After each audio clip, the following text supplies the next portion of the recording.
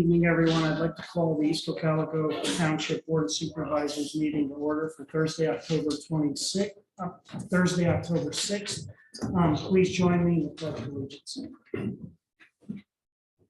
Pledge of Allegiance to the flag of the United States of America and to the republic for which it stands, one nation, under God, indivisible, with liberty and justice for all. I'd like to ask again that everyone just double check your phones, make sure they're, or electronic devices, just make sure they're either off or on vibrate so they don't ring during the meeting. This meeting was duly advertised in the Lancaster newspaper on December 1st of 2021. And at this time, I would like to officially turn over the meeting to our solicitor for a hearing to consider the adoption of an ordinance. Thank you, Mr. Chairman, members of the board, ladies and gentlemen.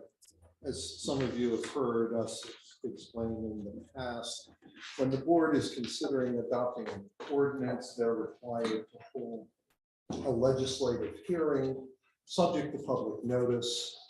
So in addition to, as the chairman just pointed out, that this meeting was advertised, this hearing was also advertised, and we do have proof of publication that this was run in the Lancaster newspapers on September 29, 2022, and the office was posted. A legislative hearing is slightly different than what you may know as an administrative hearing, such as our zoning hearing board holds. A legislative hearing is for purposes of taking public comment, in which members of the public can suggest to the board what the board ought to do with this ordinance, whether to adopt it or not adopt it, etc. And we'll come to public comment in a moment. But first of all, members of the board, this ordinance is a very focused ordinance. Its only purpose is to extend the period of the local economic revitalization tax assistance district, VALERTA. We have been in communication with both the school district and the county, who are the other taxing entities that would be interested in extending this program or not. And both have expressed support for the extension.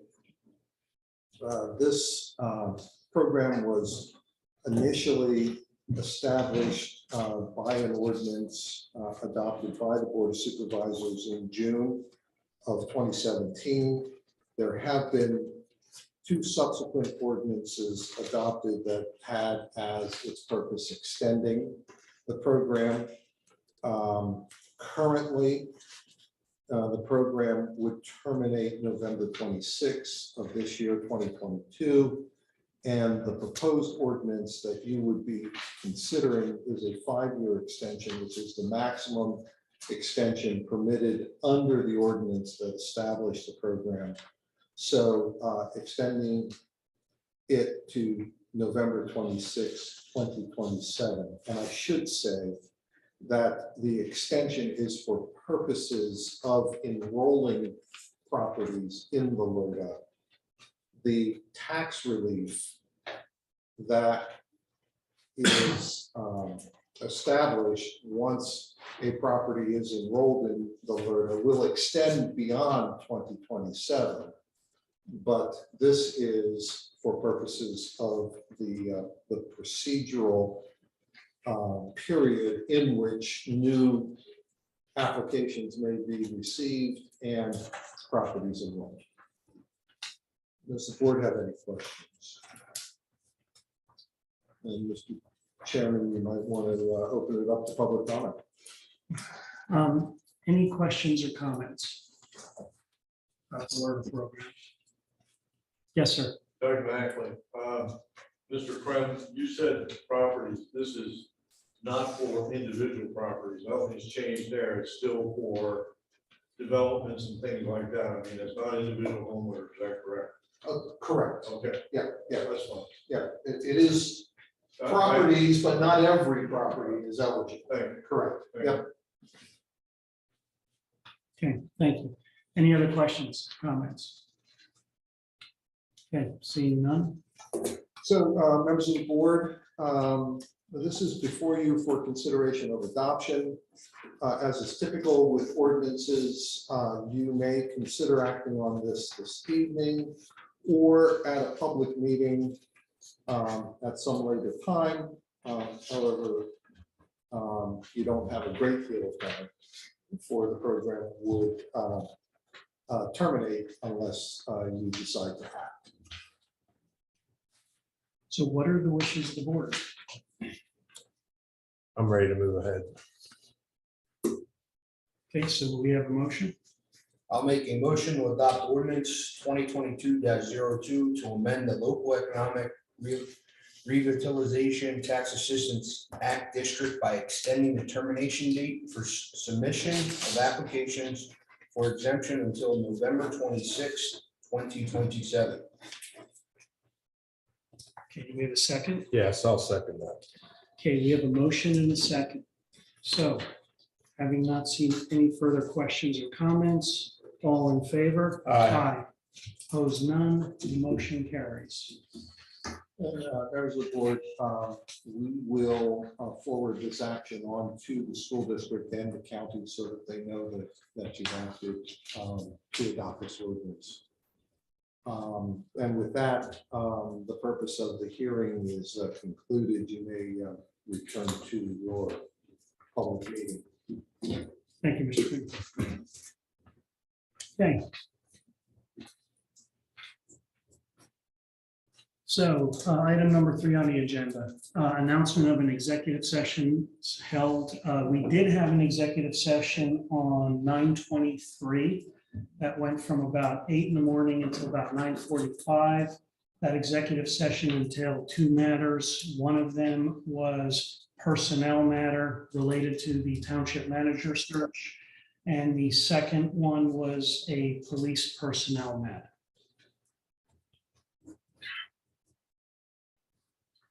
Okay, past meeting minutes for approval. Gentlemen. I have no changes either. I'll make a motion to approve the Thursday, September 15th, 2022 Board of Supervisor meeting minutes.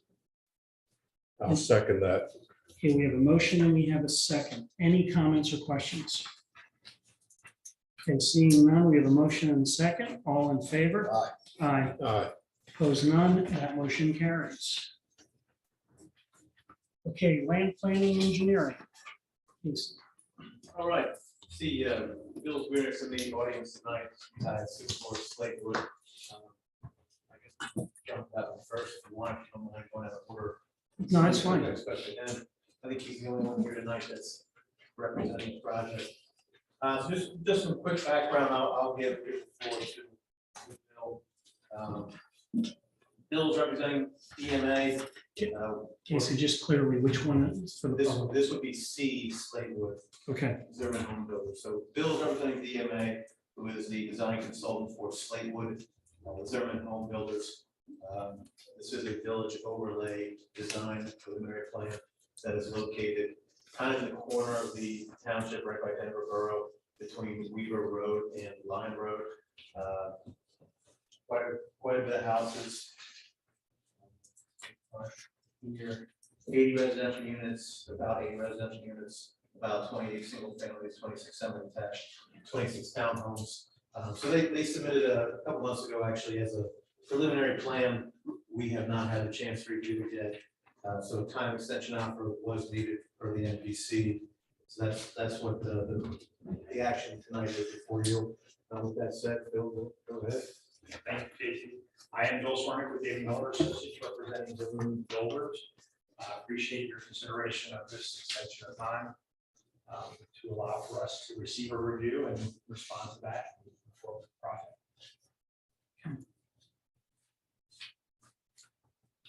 what's the wish of the board on that one? The motion there before you done would be to accept the written time extension offer as submitted by the applicant's consultant dated September 26, 2022, which will extend the deadline for action of the Slate Woods preliminary subdivision plan until January 23rd, 2023. I'll make that motion. I will second that. Okay, we have a motion and a second. Any questions or comments on that one? Okay, seeing none, we have a motion and a second. All in favor? Aye. Aye. Aye. Opposed, none, motion Thank carries. you very much. Thank you. Thank you. All right, so now we'll go back up top to letter A in the engineer action report. Mount Zion Baptist Church, this is one that has come up a lot recently. Quite obviously, churches were hit hard by COVID and funding, so no surprises there. The plan was previously conditional approved or recommended for conditional approval by the PC. Mount Zion was having some, I'd say, financial hardships with the sewer and water aspects on making sure they were properly served. So the project now is looking into a phased approach at doing some of the improvements at different times. Mount Zion would be kind of next behind Comfort Inn across from Turkey Hill. So based on the NPC's date of action, motion before you tonight would be to accept the written time extension offer as submitted by the applicant's consultant dated October 3rd, 2022, which will extend the deadline for action of Mount Zion Baptist Church final and home plan until January 31st, 2023. And you didn't, there was no one here for that one. I'll make that motion. I will second that. Okay, so we have a motion and a second. Any questions or comments on that one? Okay, seeing none, we have a motion and a second. All in favor? Aye. Aye. Aye. Opposed, none, motion carries. All right, B, Walmart subdivision plan, actions needed by October 17th. This plan would just be the subdivision of the 69-acre property on the western side of Holtzman Road. I believe they were having some issues with sanitary sewer primarily, as well as some other minor items. So again, based on the NPC states, the motion for you tonight would be to accept the written time extension offer as submitted by the applicant's consultant dated September 26, 2022, which will extend the deadline for action of the Walmart subdivision plan until December 16th, 2022. And again, you weren't expecting anyone on that one. I'll make that motion. And I will second that. So we have a motion and a second. Any questions, comments on that? Okay, seeing none, we have a motion and a second. All in favor? Aye. Aye. Aye. Opposed, none, that motion carries. Okay, jump and see that we can first go on the Black Horse Warehouse Right Partners preliminary final land subdivision development. Preliminary final land and subdivision land development plan, action needed by October 24th. Those are relatively aware of that project down the street at the Black Horse site. They have demolished buildings. They are working through their PennDOT permitting, working with the township on the plans, the authority, conservation district. A lot of different moving parts involved in that project. We did just get a submission, I believe, last Monday morning or Tuesday morning of a revised plan, so we're gonna work through those very shortly. Try and issue a review letter as soon as we can. And based on the NPC's date for action, the motion would be to accept the written time extension offer as submitted by the applicant's consultant dated September 29th, 2022, which will extend the deadline for action of Black Horse Warehouse preliminary final land subdivision development plan. Just so everybody's aware that as part of this submission, the name was changed to preliminary final subdivision land development plan for Pure Cycle for Right Eversole LLC until December 23rd, 2022. So it's no longer being referred to as Black Horse. It's now being referred to as a Pure Cycle for Right Eversole. Okay, and again, you didn't expect anyone here for that. Okay, so I will make that motion. Do we have a second? I'll second. We have a motion and a second. Any comments or questions on that? Okay, seeing none, we have a motion and a second. All in favor? Aye. Aye. Aye. Opposed, none, motion carries. All right, so now for some discussion items. Last meeting, maybe 2 or 3 weeks ago, we discussed the CDBG project, community development block grant for development outdoors, Range Town Hall, on lining stormwater pipes that are some extremely deteriorated corrugated metal pipe. With me to my right is Josh Kennedy from our office. Josh handles a lot of wastewater and potable water projects, lots of pipelining with sanitary lines. So instead of 8 inches there, 15, 18, 24 and 30. So very similar projects. He handles a lot of the pen bid projects, a lot of PMing. So I brought him up tonight in case there are any more specific questions that maybe we can both try and answer. At the last meeting, I think that RC had asked about confirming the expiration dates, the funding for CDBG monies, confirming the max extension of the funding could be, and then we were going to discuss tonight what our further options were based on discussions tonight. Ken did reach out to the Jocelyn, I forget what her last name is, at the redevelopment authority and asked those questions. Ken, if you want to jump in, I'm not sure exactly where we stand with some of those things. Well, the one thing that it's not particularly with her, but the one thing I think we need to consider is that when we had originally envisioned this process, this project, it was using a basically formed in place process where you put a pipe through, it's been heated up, and then you basically use hot steam to blow it up, expand it into the pipe. When they decided to write the bid specs for this, they chose to use another method, which is cured in place, which is a chemical epoxy process, which goes in as a, not quite liquid, I think, it's a fairly thick material, it gets expanded in, and then the catalyst causes it to harden. And so there's 2 different ways of doing it. When we bid it out, we only got 2 bidders on the project, one of whom didn't provide all the materials required and by law had to be rejected. And in contacting the authority, we were told that you have to have at least 2 good bids. And so the project has to be rebid. We can't just take the one that we got, so it has to be rebid. And I discussed this with Sharon. I think what we should probably do is when we go to bids on this, we should bid it for the project, not the method. That we should leave the option open for using a different procedure as long as it produces the same suitable outcome in terms of lining pipes. Because if we do that, we should get additional bids, which is something we need. And I think there's a possibility the price could end up different. When we originally priced this, we based it on the other process. And the price came in very much higher than we had anticipated, and whether that has to do with the process or just the changes in the economy in the almost 1.5 years since our original estimates were made, I don't know, but it would make sense to go with a bid package that will allow either of those 2 methods to be used. Is a much better strategy. Ken, question. So if I understand this clearly, then the scope of work, more than likely the scope of work we put out then was a little too narrowly defined. I think there's different ways.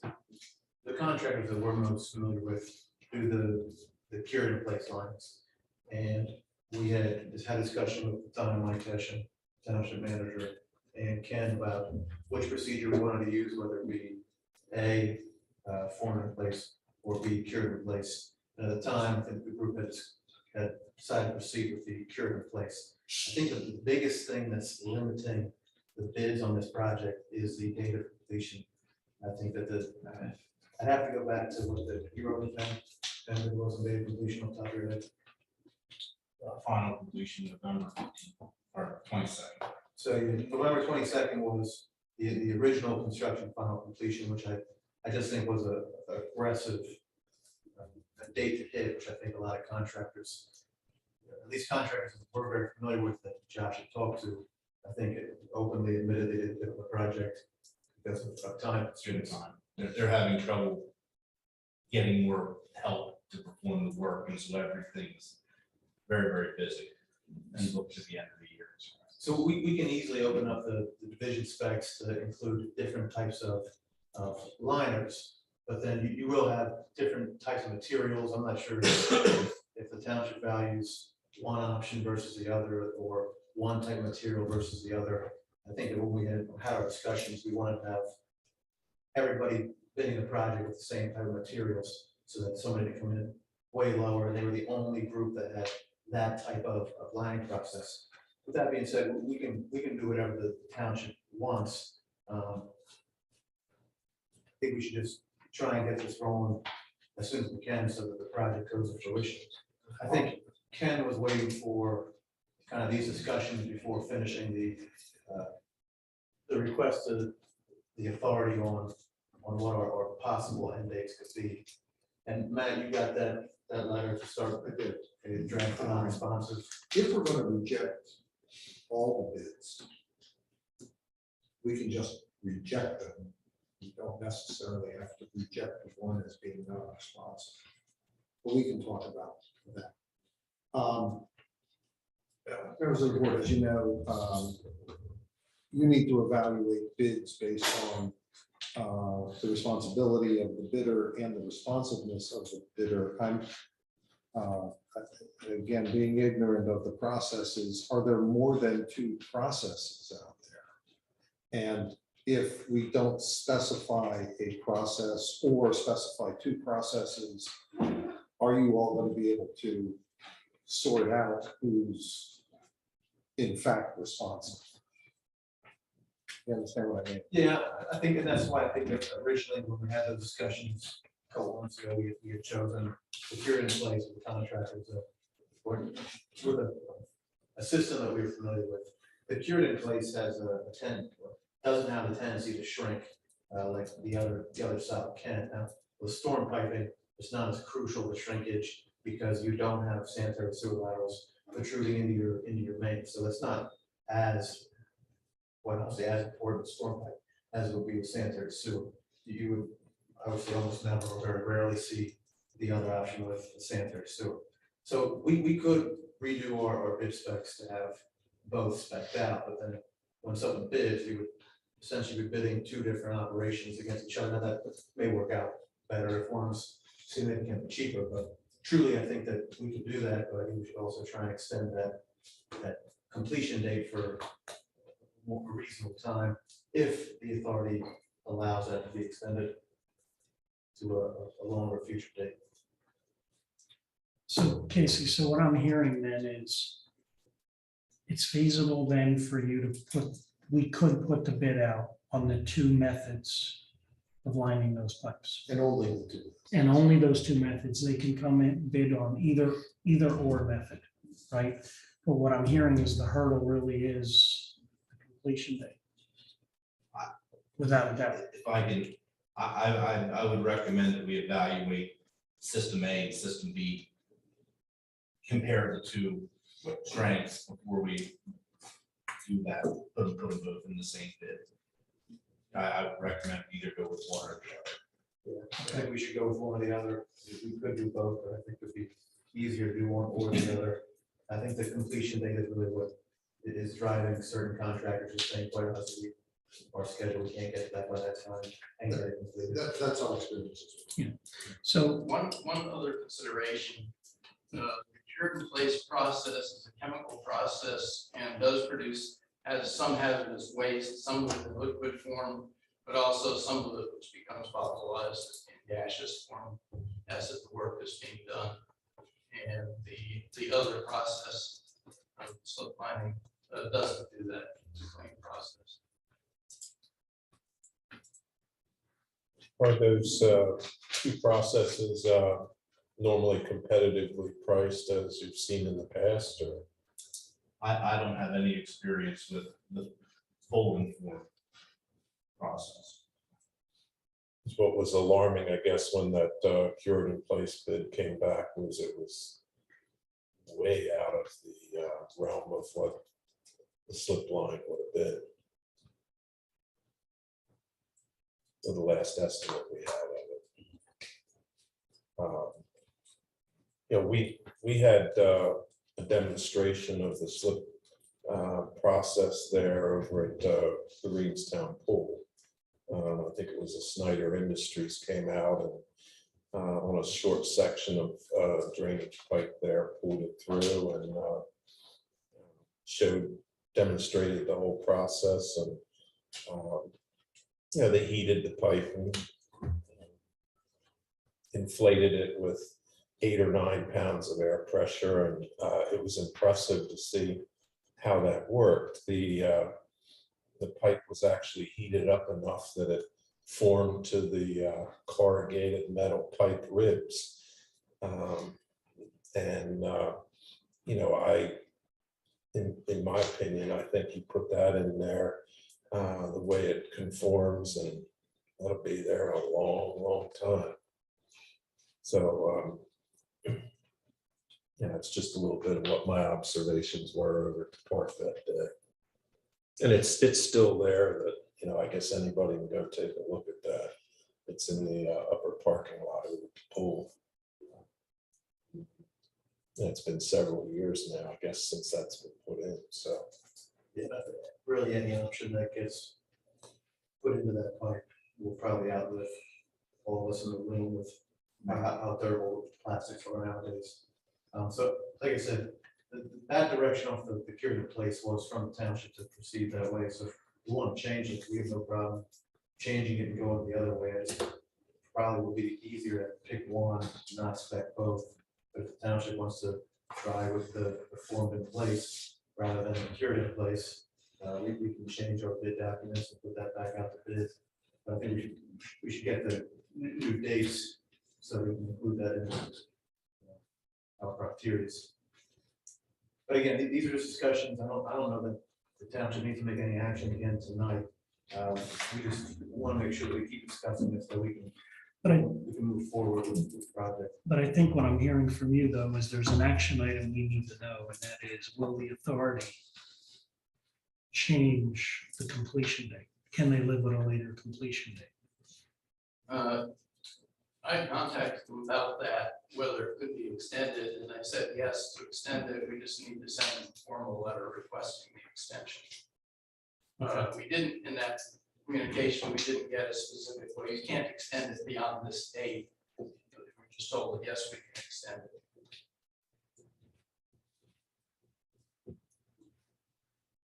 But I think that's information that we're waiting on. Once we have a better idea of what we're doing, and how long it's going to take, we can go to them with an extension request. But if we're going to ask for an extension, we need to give them a time like that needs to be determined. We sent the request in. What do you guys think is fair? To get bids, enough time, I should say. It would be completion date would be the issue. So temperature, I'm not sure how the form in place temperature works, but we are from the winter months. How about we do it this way? You go back, find out in terms of the date of completion based on environmental, what happens with the weather? What's a date of completion that would be, to Lorenzo's point, reasonable? Okay, once we get that, then Ken can go back to the authority and say, here's the completion date we're targeting and we're looking at. Then you have an official date for the bid. Reasonable date, 4 to 6 months, completion date from putting it out to bid and Yes, in a month. 4 weeks bid, 6 weeks material. And maybe 3 months construction. So that puts us at. You're in June. If you put June, I think that's plenty for enough for completion date. Okay. Ken, you got your date. That's 8 months. So at least we got that part out of the way for now. Yeah, as far as what material is, you guys, as a township can discuss and give it from the point, whether we're changing or whether keeping the same. They have used lining before, the lining in place. That's what we used. The demonstration was from a contract that did form in place. Security in place is what we do primarily. We're not a contractor, but the projects that we administer and PM. The curative in place process that was in the bid documents is very similar to the fold and form. The fold and form is kind of a PVC pipe on a roll, and they bring it out and they heat it up and it expands. The cured in place pipe is a resin impregnated felt tube that comes in a refrigerated truck. It needs to stay cold, and they invert it into the pipe, the hose pipe, and then they also blow it up with steam, with air, and then they cure the liner with steam. It's basically building a new pipe inside of the pipe. So it's the same fit, same finish, just a different process. What's the gauge of that wind up to be when it's all done, similar to the other? Depending on depth and the calculations and other factors, the soil pressure, condition of the hose pipe. Generally, what we see in a sanitary sewer main, an 8-inch sanitary sewer main, is about 6 mils. As you get larger diameter, it obviously gets thicker. Okay. Right, so it's more for us to think about in terms of which method.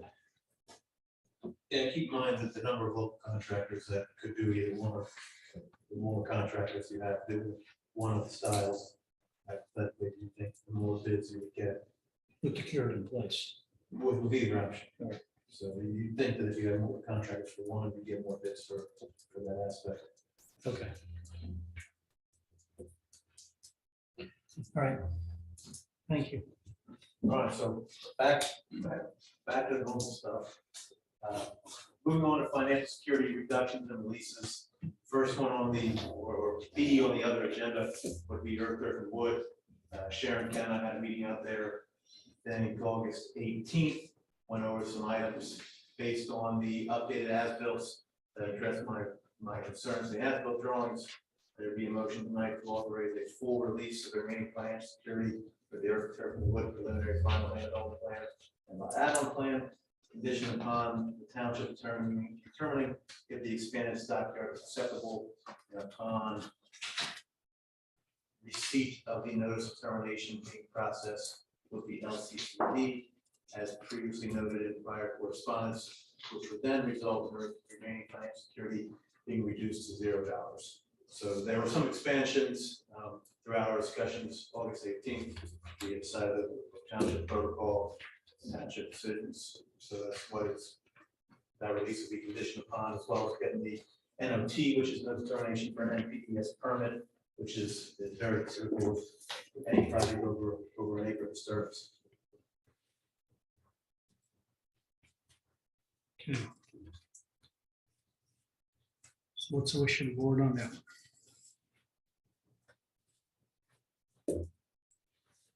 I'll make a motion to authorize a full release of the remaining financial security for earth, turf, and wood preliminary final land development and lot add-on plan. Condition upon the township determining if the expanded stockyard area is acceptable and upon receipt of the notice of termination not being processed with the LCCD as previously noted in prior correspondence, which would result in the remaining financial security being reduced to $0. Just to clarify that it's the acronym NOT. Do we have a second for that one? Yeah, I'll second it. Okay, we have a motion and a second on that one. Any comments or any questions on that one? Okay, seeing none, we have a motion and a second. All in favor? Aye. Aye. Aye. Opposed, none. That motion carries. All right, next up, Brewers Grove Road, Lot 5, stormwater management plan, other financial security reduction. Got the as-built plans, conducted a site visit based on our review of the information. We recommend a motion to the board to authorize a full release of the remaining financial security for Brewers Grove, Lot 5, stormwater management plan, which will result in the remaining financial security being reduced to $0.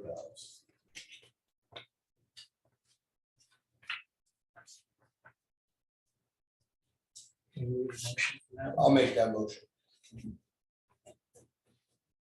We have a second. I will second that. Okay, we have a motion and a second. Any comments or questions on that? Okay, we have a motion and a second. All in favor? Aye. Aye. Aye. Opposed, none. Motion carries. D, Elliott Hoffman Stormwater Management Plan off of Boltzmann Road. We received as-built plans, we reviewed it, conducted a site observation October 1st. Based on those aspects, we recommend a motion to authorize a $66,271.95 reduction in financial security for the Elliott Hoffman Stormwater Management Plan, which would result in remaining financial security being reduced to $7,370. I'll make that motion. And I will second that. We have a motion and a second. Any comments or questions on that? Seeing none, we have a motion and a second. All in favor? Aye. Aye. Aye. Opposed, none. Motion carries. And finally, Woodcrest Retreat. This one was a little sticky. They had a project that had started back in initially 2003 or 4, operated under an old ordinance. New ordinances came out. They wanted to do a new project, opened up a phase 2B. Recently have tried to close out both of those projects. So based on my correspondence with the manager at Woodcrest Retreat and their engineer, we're going to try and close the phase 2B line of credit, which only would have had about $700, and add any items kind of into the contingency of the larger phase 2 line of credits. This is why these next motions are formatted the way they are. That way they can close one line of credit instead of having one open for very minimal aspects.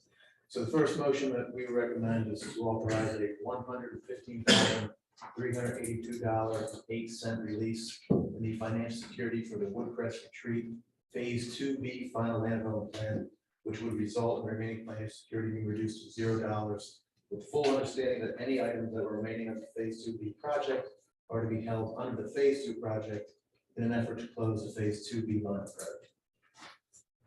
I'll make that motion. I'll second that. Okay, we have a motion and a second. Any questions on that motion?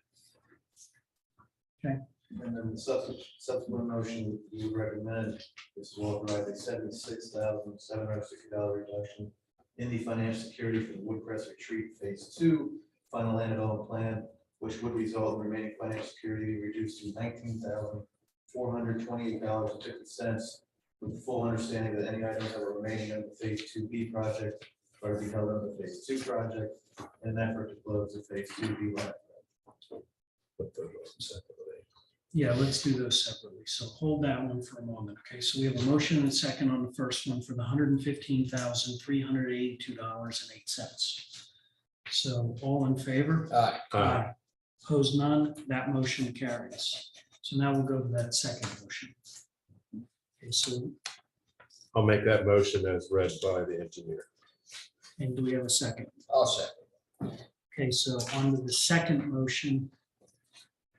We have a motion and a second. Any comments or questions on those, on that one? Okay, seeing none, we have a motion, we have a second. All in favor? Aye. Aye. Opposed, none. That second motion carries. All right, and that is all that was on our report. There are no further questions. That's it from us. We'll see you in 2 weeks. Thank you, gentlemen. Thank you. This will.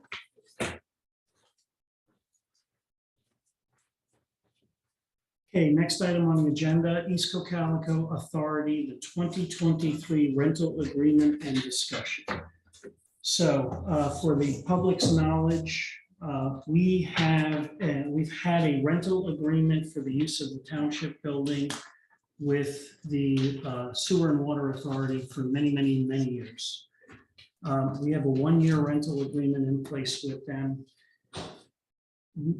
The 2023 proposed rental agreement is the same as it has been since 2010, 2009?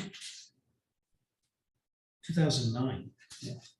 It was implemented, I don't think it was implemented in 10. Yeah. So for the knowledge, for everyone's knowledge, it's a one-year rental agreement for 2023. Again, the amounts all remain the same. The terms and conditions all remain the same.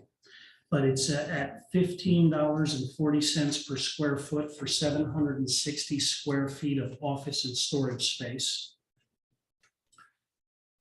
The use of conference rooms are scheduled with the township, and if there actually, we work well together, but if there actually is a conflict, the township would have priority on the conference rooms.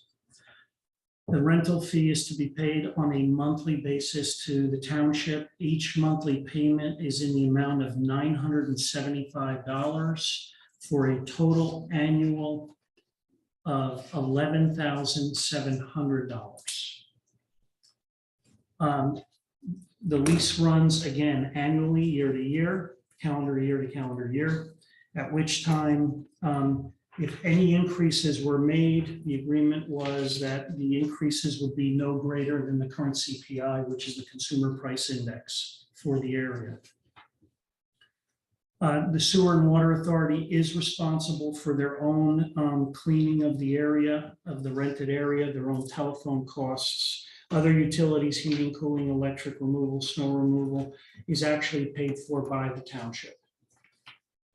And the Sewer and Water Authority does carry its own contents insurance coverage for all of their offices, their filing cabinets, their computers and all that. They carry all of that. Okay, so that's the background on that. So I need some thoughts from the board, and do we have a motion to continue the one-year agreement with the Sewer and Water Authority as we have done?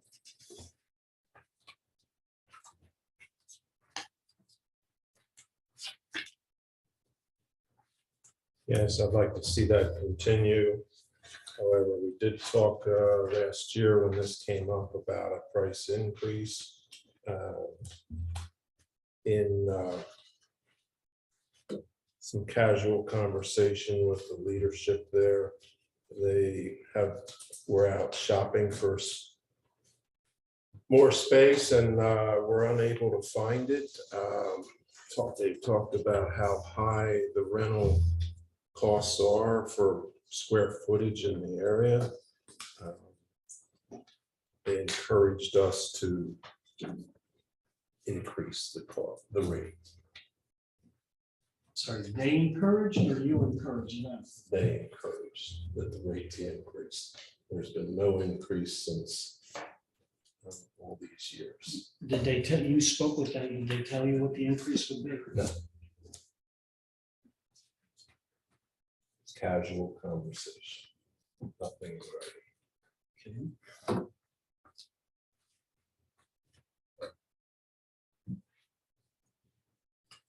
So we have an open-ended increase. We have a limit on what it can be according to the terms. Friends and thoughts?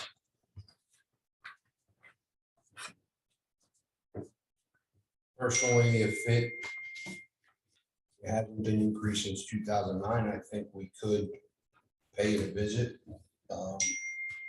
Whatever's in reason, obviously. They are good tenants. Obviously, you don't want to do anything drastic like open-ended, but No. I don't know what conversations were had. But I think a little increase wouldn't hurt.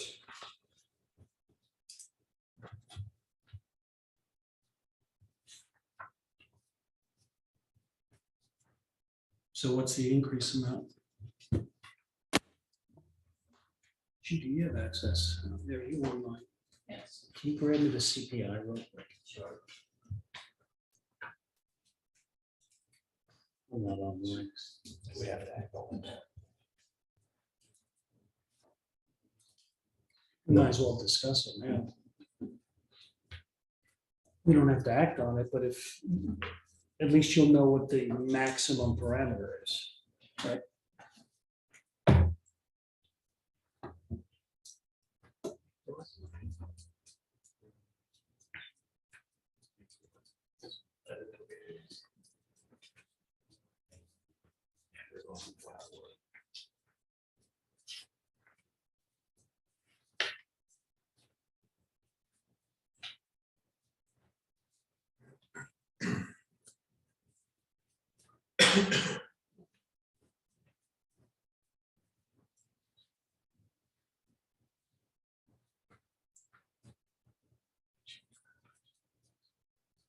So it looks like it went in August. It was down to 8.3%. July was 8.5%. That's what I found. Yeah. And then there's the, since it hasn't been increased, there's the increase over the long term.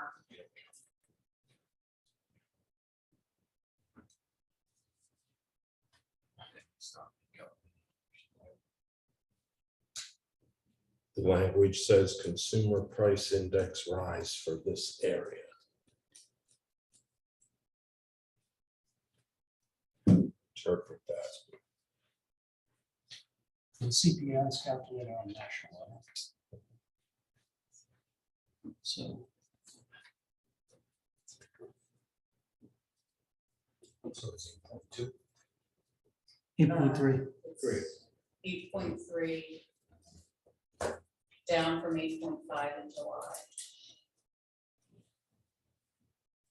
If you were to act on anything, like what you might consider doing is agreeing on a proposal to move forward. Right.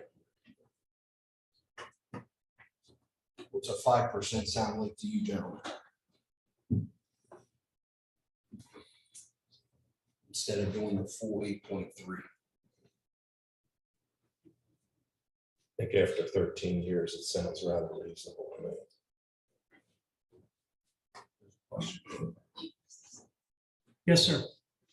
Alan Fry, if you raise the rate, they'll raise the water and sewer rate to recoup the difference. So really, you're just taxing them.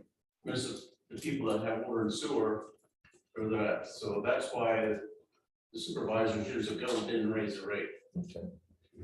It's fair. Thank you. So just to put in perspective, if it's 8.3%, you're looking at $80.925. So you're looking at an $81 increase Per month. per month. Yes.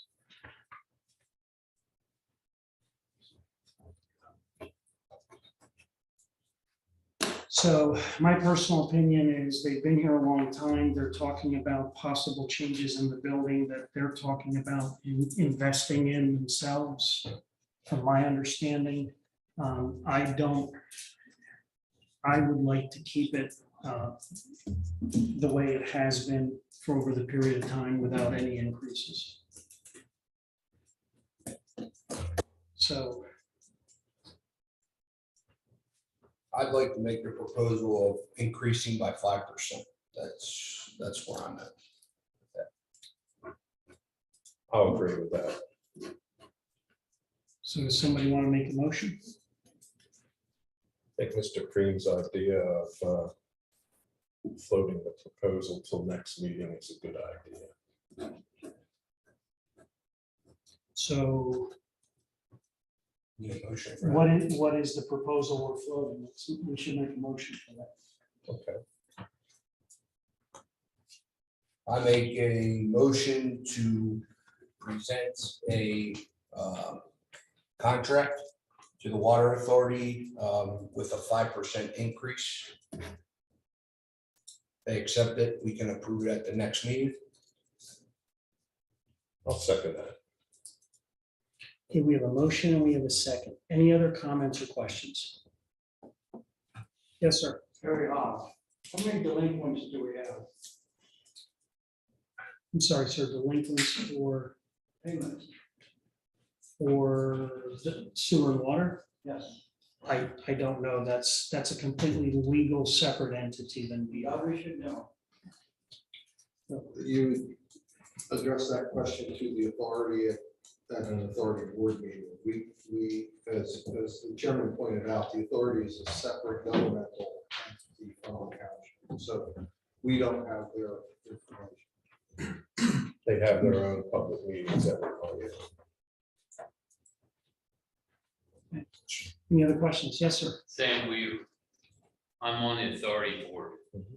We don't meet till the end of the month, so your next meeting will be before our meeting, so you wouldn't get any action from us anyway. And we'll wait till next month. Thanks for the information. Any other questions? Okay, so we have a motion and a second. All in favor? Aye. Nay. So motion carries 2-1.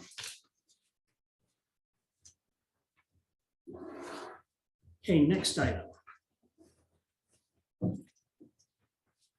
So end of year advertisement for the 2023 CPA auditing firm appointment. Do you want to walk me through this one real quick? I believe it's just,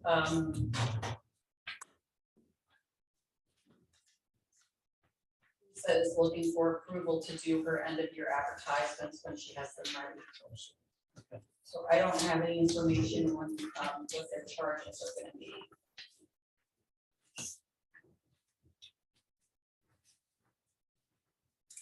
And what I'd like to do with this one is let's table this one for the next meeting. Yep. And let's get that, we'll read that information. Yeah. Okay? Thank you.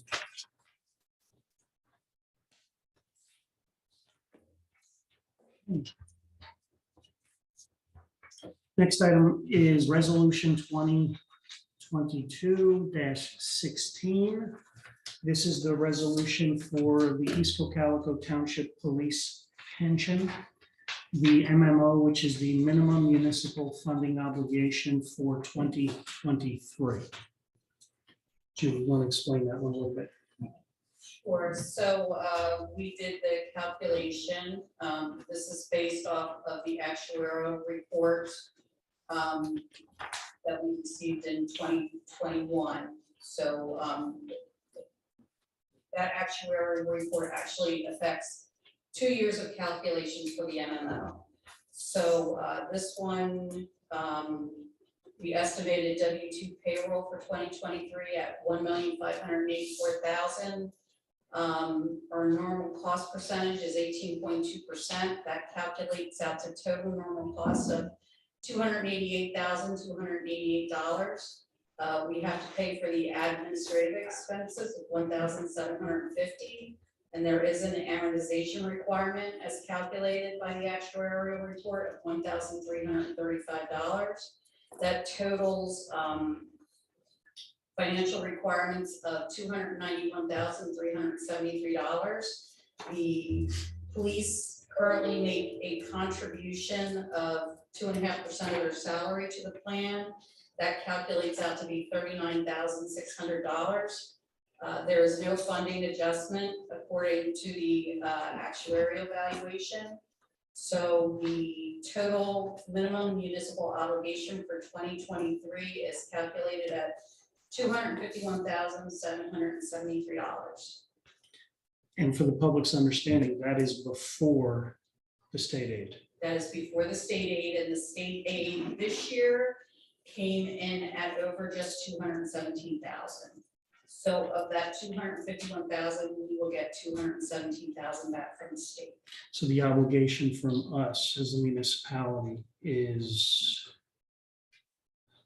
where are we at, about $35,000 to $40,000. $30,000 to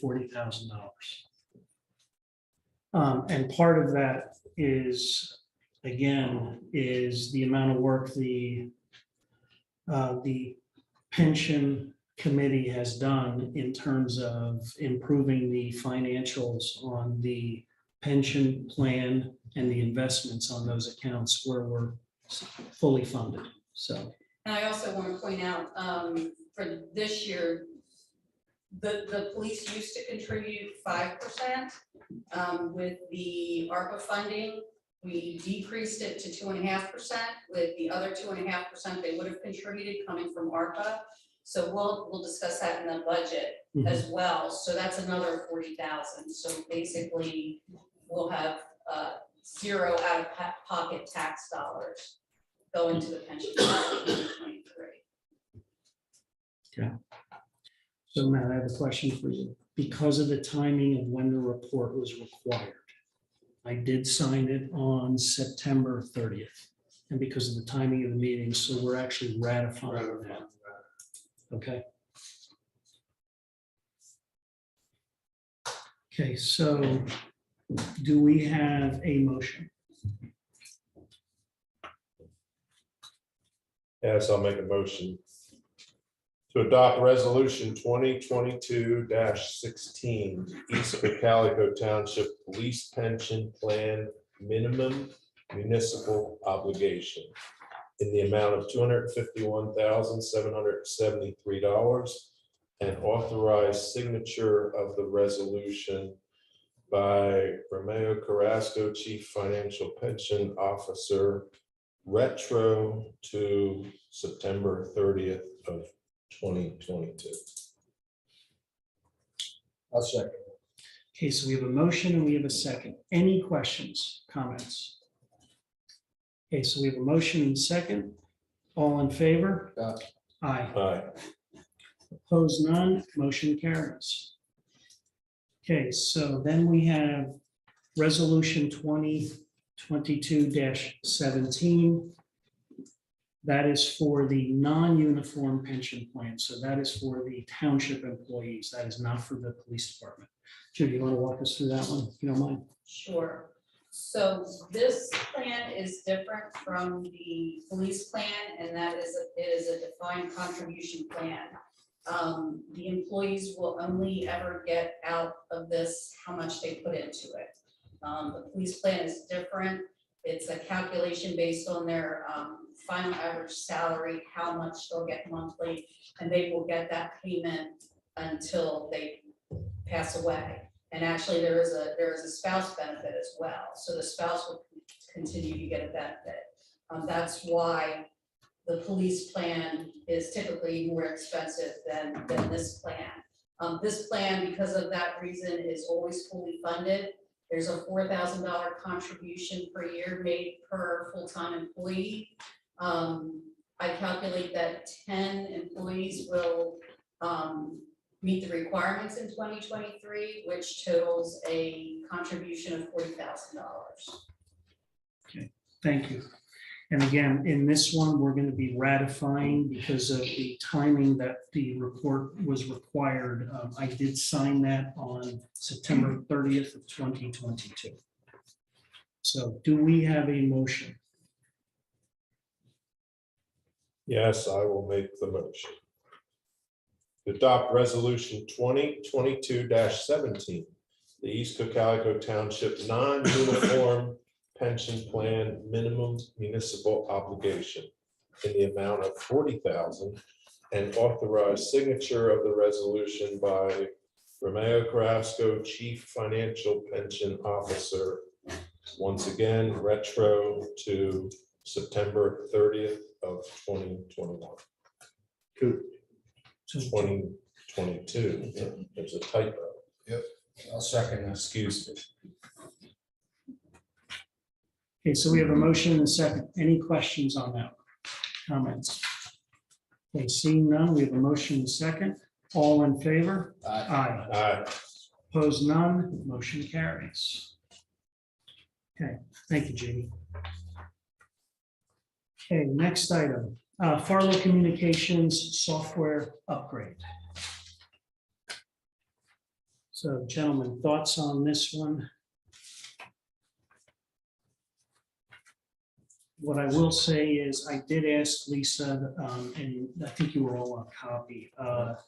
She did double check the SMA, so the service maintenance agreement we have with them for any software upgrades They had come back and they had said it was $85 an hour, but the SMA we had actually executed with them in the past was $78. They confirmed our cost is $78.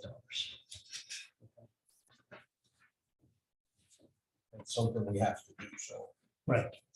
That's for the software upgrades to the phone systems. I'll make a motion to approve Fiber Communications to upgrade township phones to the latest release of the Motorola software at a cost of approximately $206.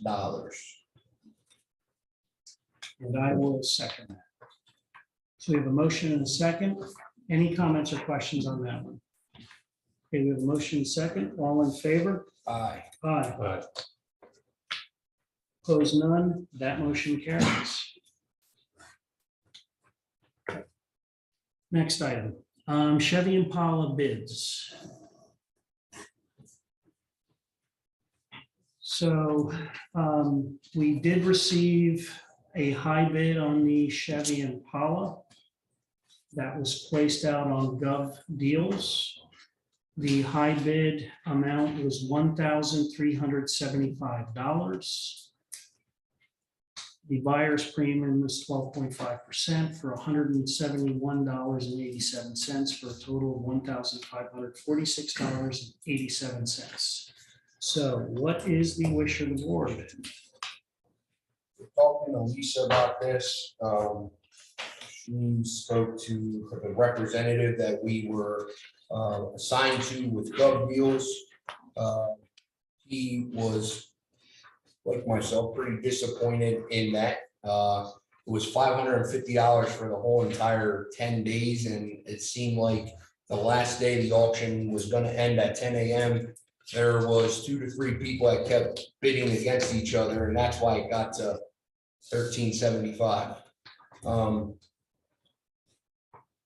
You guys do see there, it says there was only 493 visitors. This was something new we were trying, because before we used to list everything on Municipal.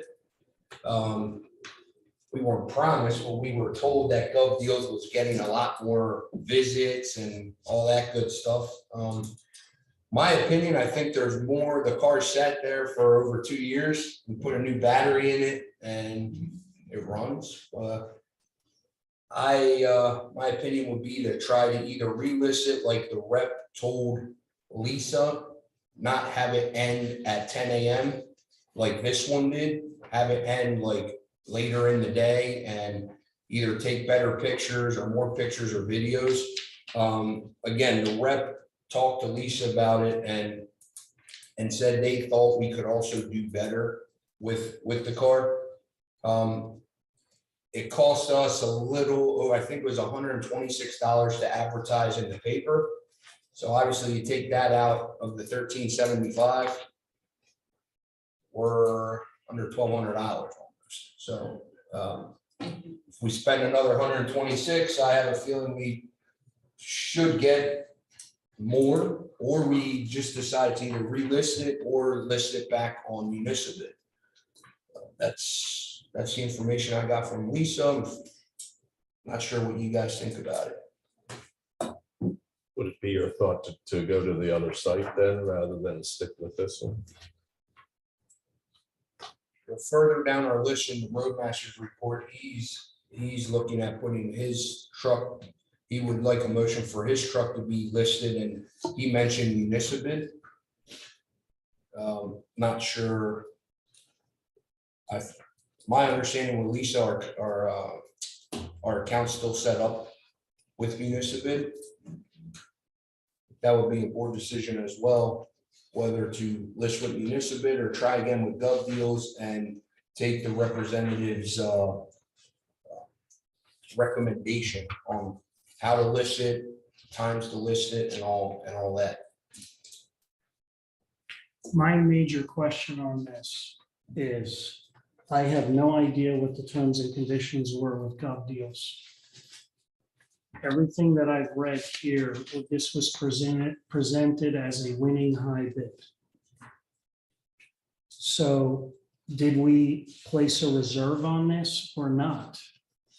Are we required to sell it at that price?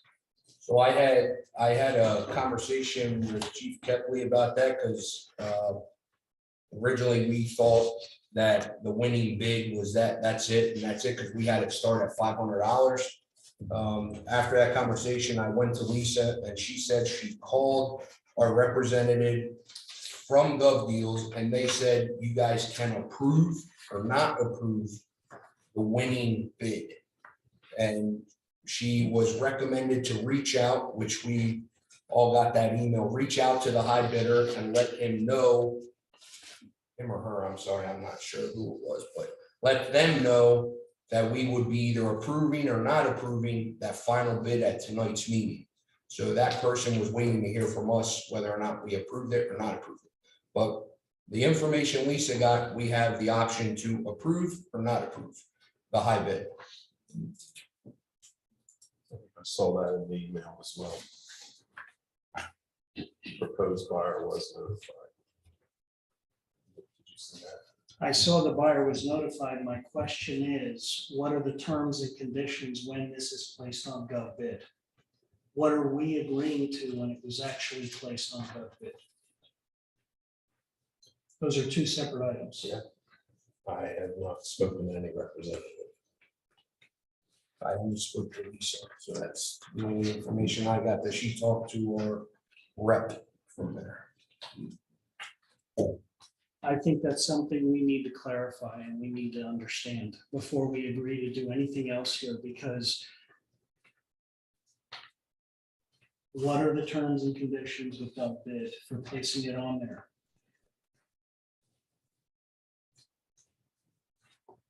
Matt, you understand? I mean, correct me if I'm wrong.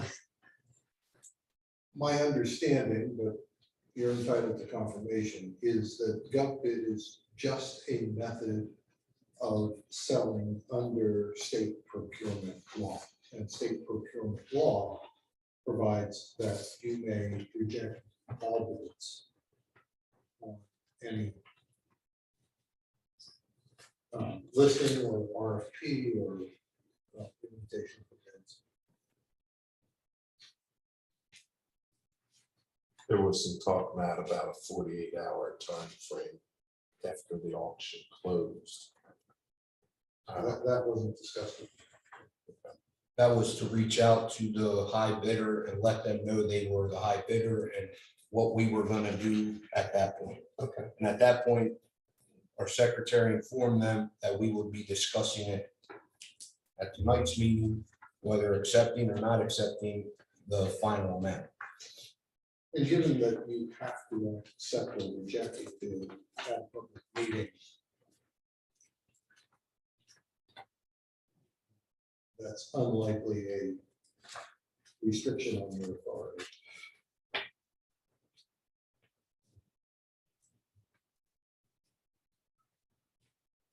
Okay, so what's the wish of the board?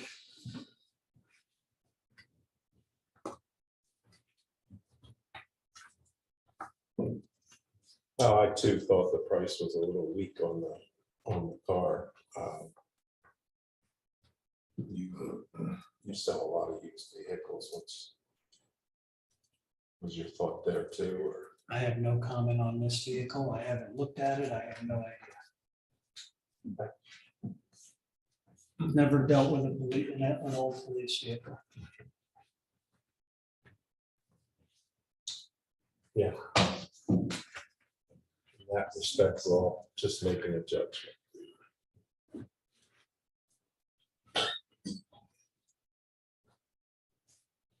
I do think it could do better on another try, whether it's this platform or a different one, don't know. But I think it could be worth a try. Okay, so do we have a motion then?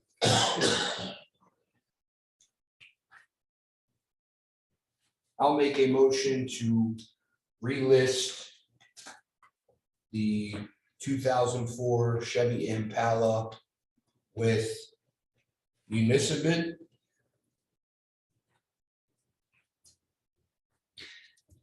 Sorry, Lorenzo, but you got to include in there, then what are we doing with the current bid? So do you want two separate motions? Yeah, let's do two. So I make a motion Thanks. to not approve the high bid that was received for the 2004 Chevy Impala of $1,375. I'll second it. Okay, we have a motion and a second. Any comments or questions? Okay, seeing none, we have a motion and a second. All in favor? Aye. Aye.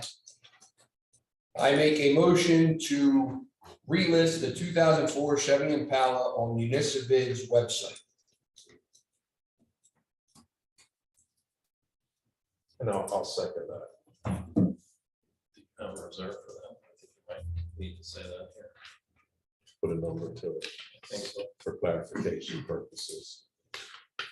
So the minimum bid. Starting at 1,500. Okay, so we have a motion and a second. Yes. Okay, any comments or questions on that one? How much are we paying to maintain this? I'm sorry, name. Raymond Hole. Yes, sir. So we've been sitting on this car for how long? So, and we got a maintained car. So the space that we're utilizing. And 1,500 is $125 more. Like, is this really worth sitting in the community if we're just trying to get rid of it?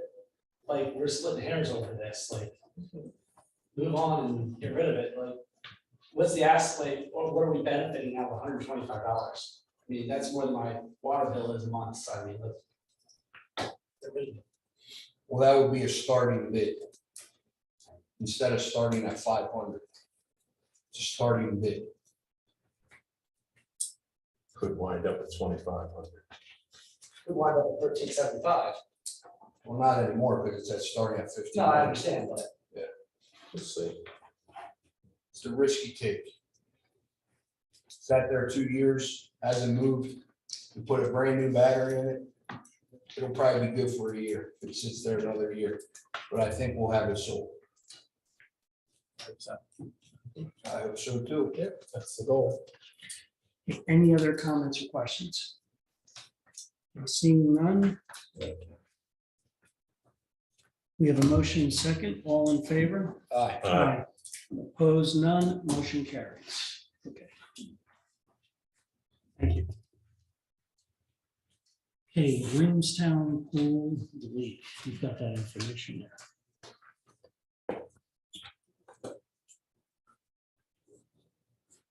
For that to measure. Yeah, well, wait. Okay, then we'll wait on that one for the roadmaster's report then. Okay, so East Cocalico Lions Club event. They're requesting permission, so let me read it to you. The East Cocalico Township, to the East Cocalico Township Supervisors, the East Cocalico Lions Club would like to request permission to conduct our annual toll road fundraiser on Friday, November 25th, 2022, from approximately 7 a.m. to 5 p.m. at the intersection of Church Street and Reamstown Road. Throughout the day, there will be complete adult supervision, and reflective vests will be worn. This fundraiser will be held rain or shine. The number of East Cocalico Lions Club, members of the East Cocalico Lions Club who are part of the world's largest service club organization and whose motto is, quote, "We serve," end quote, appreciate and thank the township supervisors for the support they have given us in the past years for this fundraiser. We have been collecting on the average of $3,000 each year, which has been donated to local organizations. If there are any questions or comments about this, the Lions Club event, please do not hesitate to contact Lion, and their contact information is here. So that's their annual fundraiser. Wishes of the board. I'll make a motion to approve the East Cocalico Lions Club request for permission to conduct their annual toll road fundraiser on Friday, November 25th, 2022, from 7 a.m. to 5 p.m. at the intersection of Church Street and Reamstown Road. Okay. And I will second that. Any comments or questions on that one? Okay, we have a motion and we have a second. All in favor? Aye. Aye. Opposed, none. That motion carries. Okay, police department reports, chief. With the length of the agenda and keep things short, I will give my report at the next meeting. Okay. Thank you, sir. Okay, Director of Community Development, Sharon. Yes. Yeah, I'm just gonna jump ahead to one of them that's down under management. Okay, great. That vulnerable road user.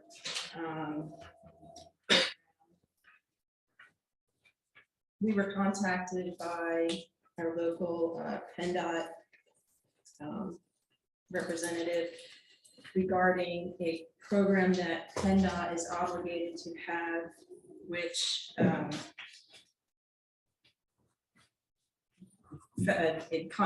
Congress passed a requirement that that I should say that states that have total fatalities over 15% that are pedestrian fatalities.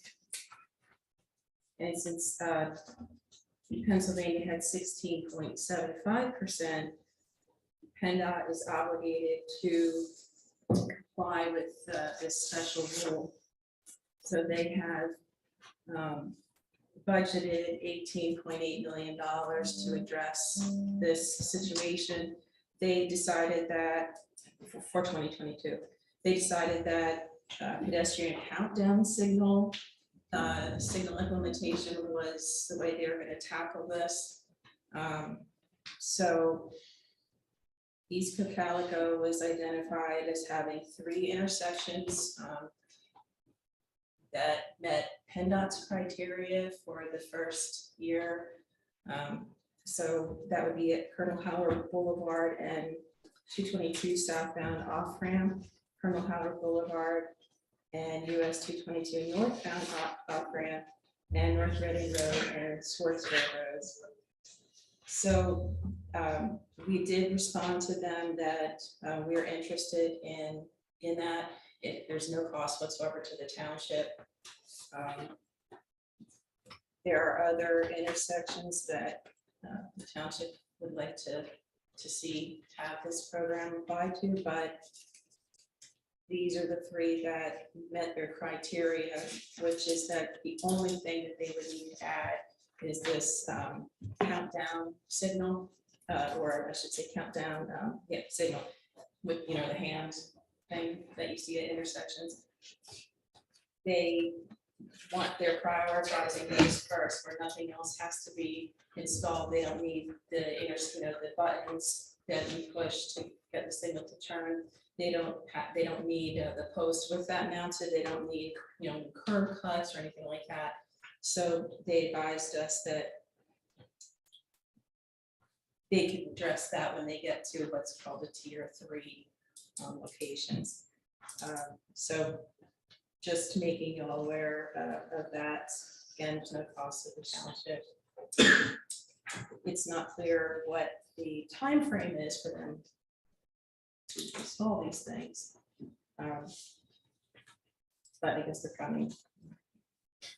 Sharon, I had seen an email circulate from our traffic engineer, John Schick. Yeah. He had said he was going to reach out to them, and maybe since there's really no pedestrians walking at 222 on the boulevard there, if we could use those at the 272 Church Street where the roundabout was supposed to be. Yeah, well, they came back and They responded that that those would only be able to be addressed when they got down to the tier 3 ones. I didn't get Because that email. yeah, because they don't they would need to have other upgrades done first before they go to this countdown signalization. So They should do a pedestrian count prior to spending money out there and see how many pedestrians walk there really. I know, it doesn't make any sense. I think probably most further comments are needed on that topic. And then the only other thing I wanted to bring to your attention is that As you know, there have been a number of complaints about the condition of Stevens Road, adjacent to Wabash Landing Development, where pavement cuts were created for a variety of different utilities being run across the road. And they did, well, the PennDOT gentleman I spoke to actually apologized for his guys not inspecting that. But also the developers contractor did apologize as well, and they went out there right away and did cold patch on those trench locations. So they're a bit high right now. I assume they did that because they anticipate some settlement. But my understanding is they're also anticipating paving this fall, still doing the repaving of that section of Stevens Road that they're obligated to pave. So those cold patches are definitely meant to be very temporary. Was that projected this month? Yeah, Yeah, so soon. so you know how that can go. I mean, well, not, but pavement schedules can get bumped back, and then they're up against because it's a PennDOT road, they're up against PennDOT's deadline for paving, so. A week of rain didn't help their schedule, right? Well, no doubt the pavers other projects, correct? Yes, got it. I think that's all I have. Okay, Unless great. there's questions. Okay, thank you. Quick question, please. Oh, yes, sir. Do we have the option? I'm sorry, of name? telling- Alan Maxwell, Meadowbrook. Do we have the option of telling PennDOT that we would prefer our tax money be spent wisely in other areas rather than wasting taxpayer money on 3 intersections that have absolutely no pedestrians? If anybody does walk down that road, they do need some psychological help, because that is not safe. But that just seems ridiculous that we're being forced to allow something like that to take place. Well, I would imagine that we could decline. But they're saying that they're not going to stop it. I would decline it, like put the money elsewhere. Make it public. Sometimes your state legislator is the best. I made a note to contact him. There you go. That's absolutely ridiculous to waste that kind of money on non-pedestrian intersections. And that when John Schick contacted PennDOT, that was obviously the point that he brought up was, you don't see pedestrian traffic there.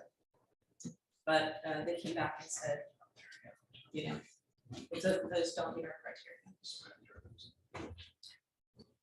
I'm nodding my head because this reminds me of how many of the handicapped accessible walkways do you see at intersections that go nowhere or into the side of a building? But they were supposed to be at the intersections. Yeah. Okay. Thank you.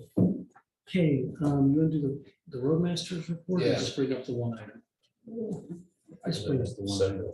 Okay, well, you have the whole thing. Okay, yeah, In the truck. okay. All right, so for the roadmaster, he has a item, there's a pool leak repair. He had contacted Aqueducts and scheduled this for October 12th, 2022 to fix a leak in the big pool at the Reamstown pool. Once completed, the road crew will put the pool cover back on and winterize all the areas at the pool location pending approval by the Board of Supervisors.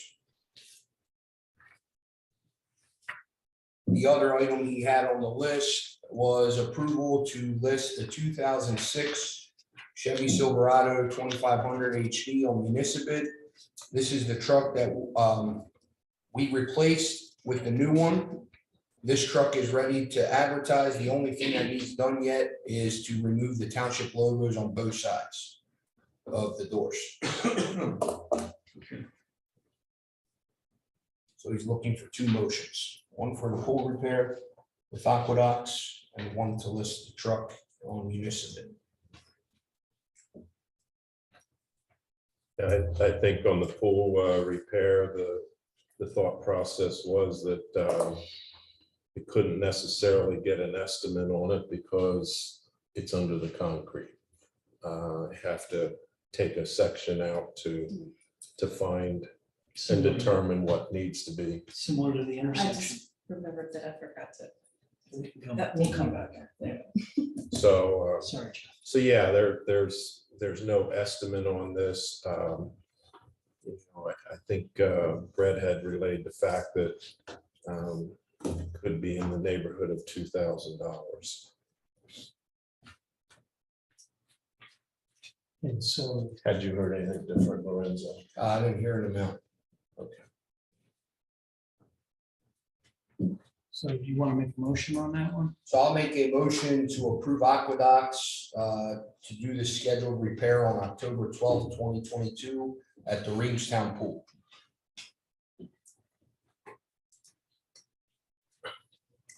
I'll second it. Okay, so we have a motion and a second. Any comments or questions on that one? Okay, seeing none, we have a motion and a second. All in favor? Aye. Aye.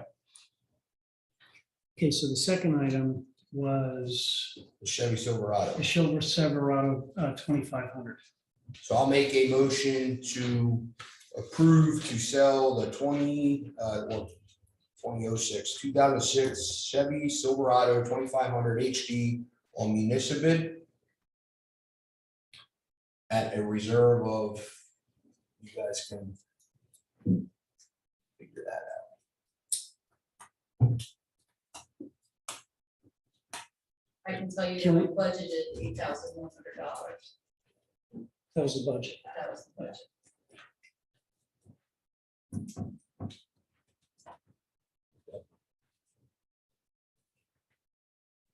I think that budget, when we did that budget, that was based off of, we did look at what some of them did sell on municipal bid roughly. That was based on some of the sales data in the past. That's what I think. Yeah. So it just, that was the full better.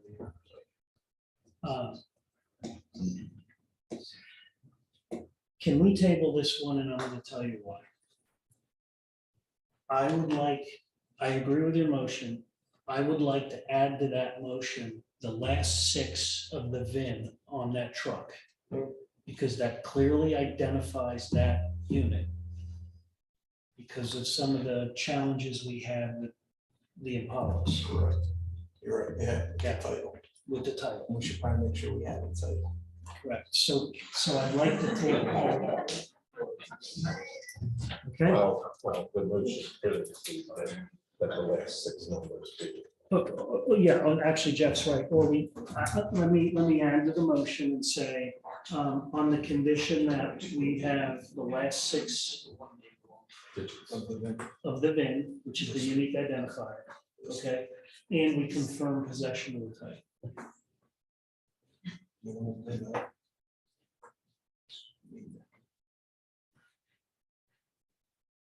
Go ahead. All 3 of us talked in this motion. Come on, say it out loud. 5,000. Okay, Took 3 of us to make a motion. There you go. it's all right. Teamwork, right? Teamwork. It's all right. So I'll make that motion. Okay. Want to repeat it? No, we're okay. Okay. Need a second. So I will second that. Okay, any comments or questions?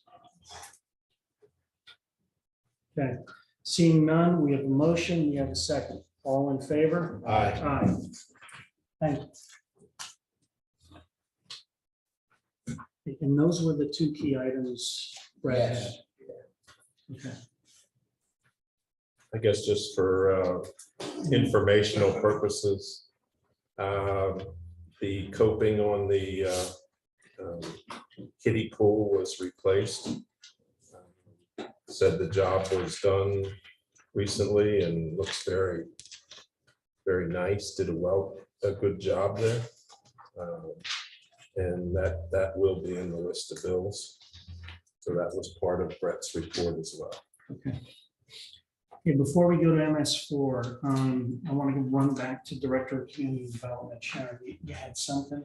to Yeah, add? I did reach out to Steve Sawyer at Cocalico Township about the, the increase in the garden spot and 222 or 272 intersection preemption system for there, and explained why, sent him the information. Their if they were to cut it in half, you know, their portion would be $6,000 and change. I have not heard back from him yet, so I need to follow up with him and see what he has to say. I assume that he's probably gonna run that past his board, but nevertheless, I'd like to get some feedback from him, so I will do that. So I don't have much to show, but Thank you. I guess as a follow-up on that, I think Lorenzo, did you see too on 897, the preemption did get installed and yeah. they is did the working? repairs, and it was not that involved, as it turned out. It Yeah. was I want to say a 4-foot section that they had to replace. That's a conduit. Yes. So good news there. Okay. MS4. Okay, first bit of news is we have submitted our MS4 annual report to the completed and submitted on time. I'm assuming process mentioned in that report. The other thing I talk about tonight is we have a proposal in land studies relative to the Roseville Basin retrofit. One of our sediment reduction projects, part of MS4. And the proposal is to do the detailed designs on the changes to the basin. They had done a preliminary plan of what needed to be done, and this is the actual details that would be given to those doing construction. The road crew is going to be doing some of the work on the cost down. They're going to be doing seeding and matting after the grading's been completed. The proposal is for 8,000 something, I believe. You got 8,800 proposal, and that's for the final design work and also for the construction supervision. By having the road crew do part of the work, we reduced the cost of the project down and avoided the formal bidding project process that we're having to do on the block grant. And now at the lower cost, it can be done by in getting 3 informal phone bids on this. So it's going to expedite the matter and make it cheaper. Actual work will probably be done next spring. It's getting a little late for that because after you do the earthwork, you have to seed it, and you don't want to seed out right as winter comes to grow. For a motion to approve that proposal so we can get it moving.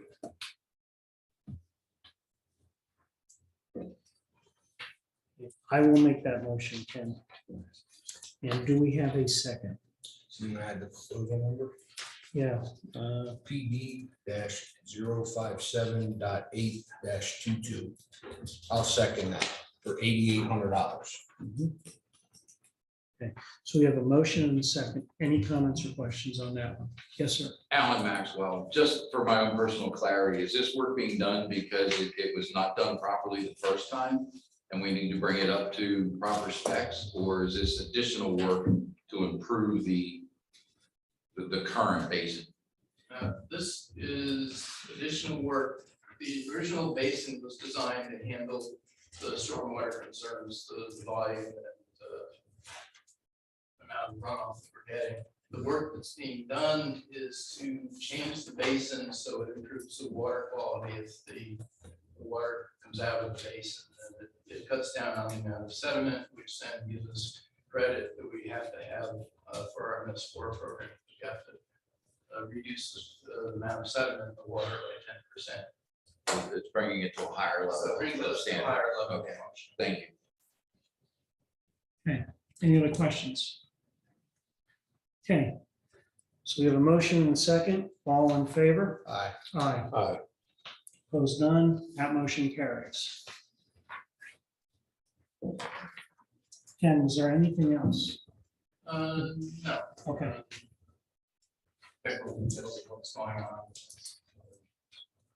Okay, thank you. Right, so treasurer's report, the list of bills. List of bills. We have a total general fund bank account list of bills in the amount of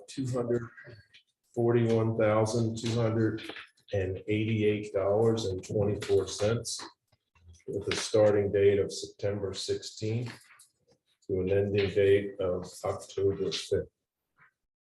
Is there any questions on that list? Seeing none, I make, There's one. oh, excuse me. Yes, Yes, sir. sir. Brian Wise, page 2, up top about the 5th line there. Check number 62948 to Messex. I'm seeing a return disc wheel disc and a disc wheel. Is that one wheel or do we replace 3 wheels or? Well, I think when it was ordered in, the wrong one showed up. So it had to be returned and the right one was purchased. Okay, shouldn't that been was that a credit? The first one there for the 465.89? That's a minus. Yeah, So it is. that's the credit. Okay, but then it was the 601 and the 716. Yeah, that, Were the parts that were needed to repair the tractor. there you go. I have the bill here if you'd like to see it after the meeting. Okay, and then, just outside of that same Skyview, check number 62958 to Skyview tractor repairs for a total of 306.64. They were road repair to get the tractor back to the shop. So this happened out on the road? Happened out on the road. It just seems like every month we were getting a bill for a tractor. I hear you. Okay. We follow up on this. I might be looking at building, so, It's Yeah. here. thank you. Anybody else? Seeing none, I make a motion to approve. Second. Okay, so we have a motion and a second. All in favor? Aye. Opposed, none. That motion carries. Okay, and the second one, we have a total general fund bank account list of bills in the amount of $64,959.87 with checks dated October 6th of 2022. Is there any questions there? Seeing none, I make a motion to approve. I'll second it. So we have a motion and a second. All in favor? Aye. Opposed, none. That motion carries. Okay, and then we have an electronic payment list of bills in the amount of $100. A bank transfer from the general fund to the Easy Pass account. Is there any questions there? Seeing none, I make a motion to approve. I'll second that. So we have a motion and a second. All in favor? Aye. Aye. Aye. Opposed, none. Motion carries. And last but not least, we have an electronic payment list of bills in the amount of $80,815.02 for payroll period of September 11th to September 24th. Any questions there? Seeing none, I make a motion to approve. I'll second it. Okay, so we have a motion and a second. All in favor? Aye. Aye. Opposed, none. That motion carries. And that is the treasurer's report tonight. Thank you. Okay, so in the absence of a manager, you'll see that we changed the agenda a little bit and we added management items, again, just to keep the public aware of a number of things that are going on in the background. We have the budget workshop meetings. I want to announce this, but before I do that, I want to thank Judy Loomis for the following. one of the primary responsibilities of the township manager is responsibility for pulling together and implementing the township budget.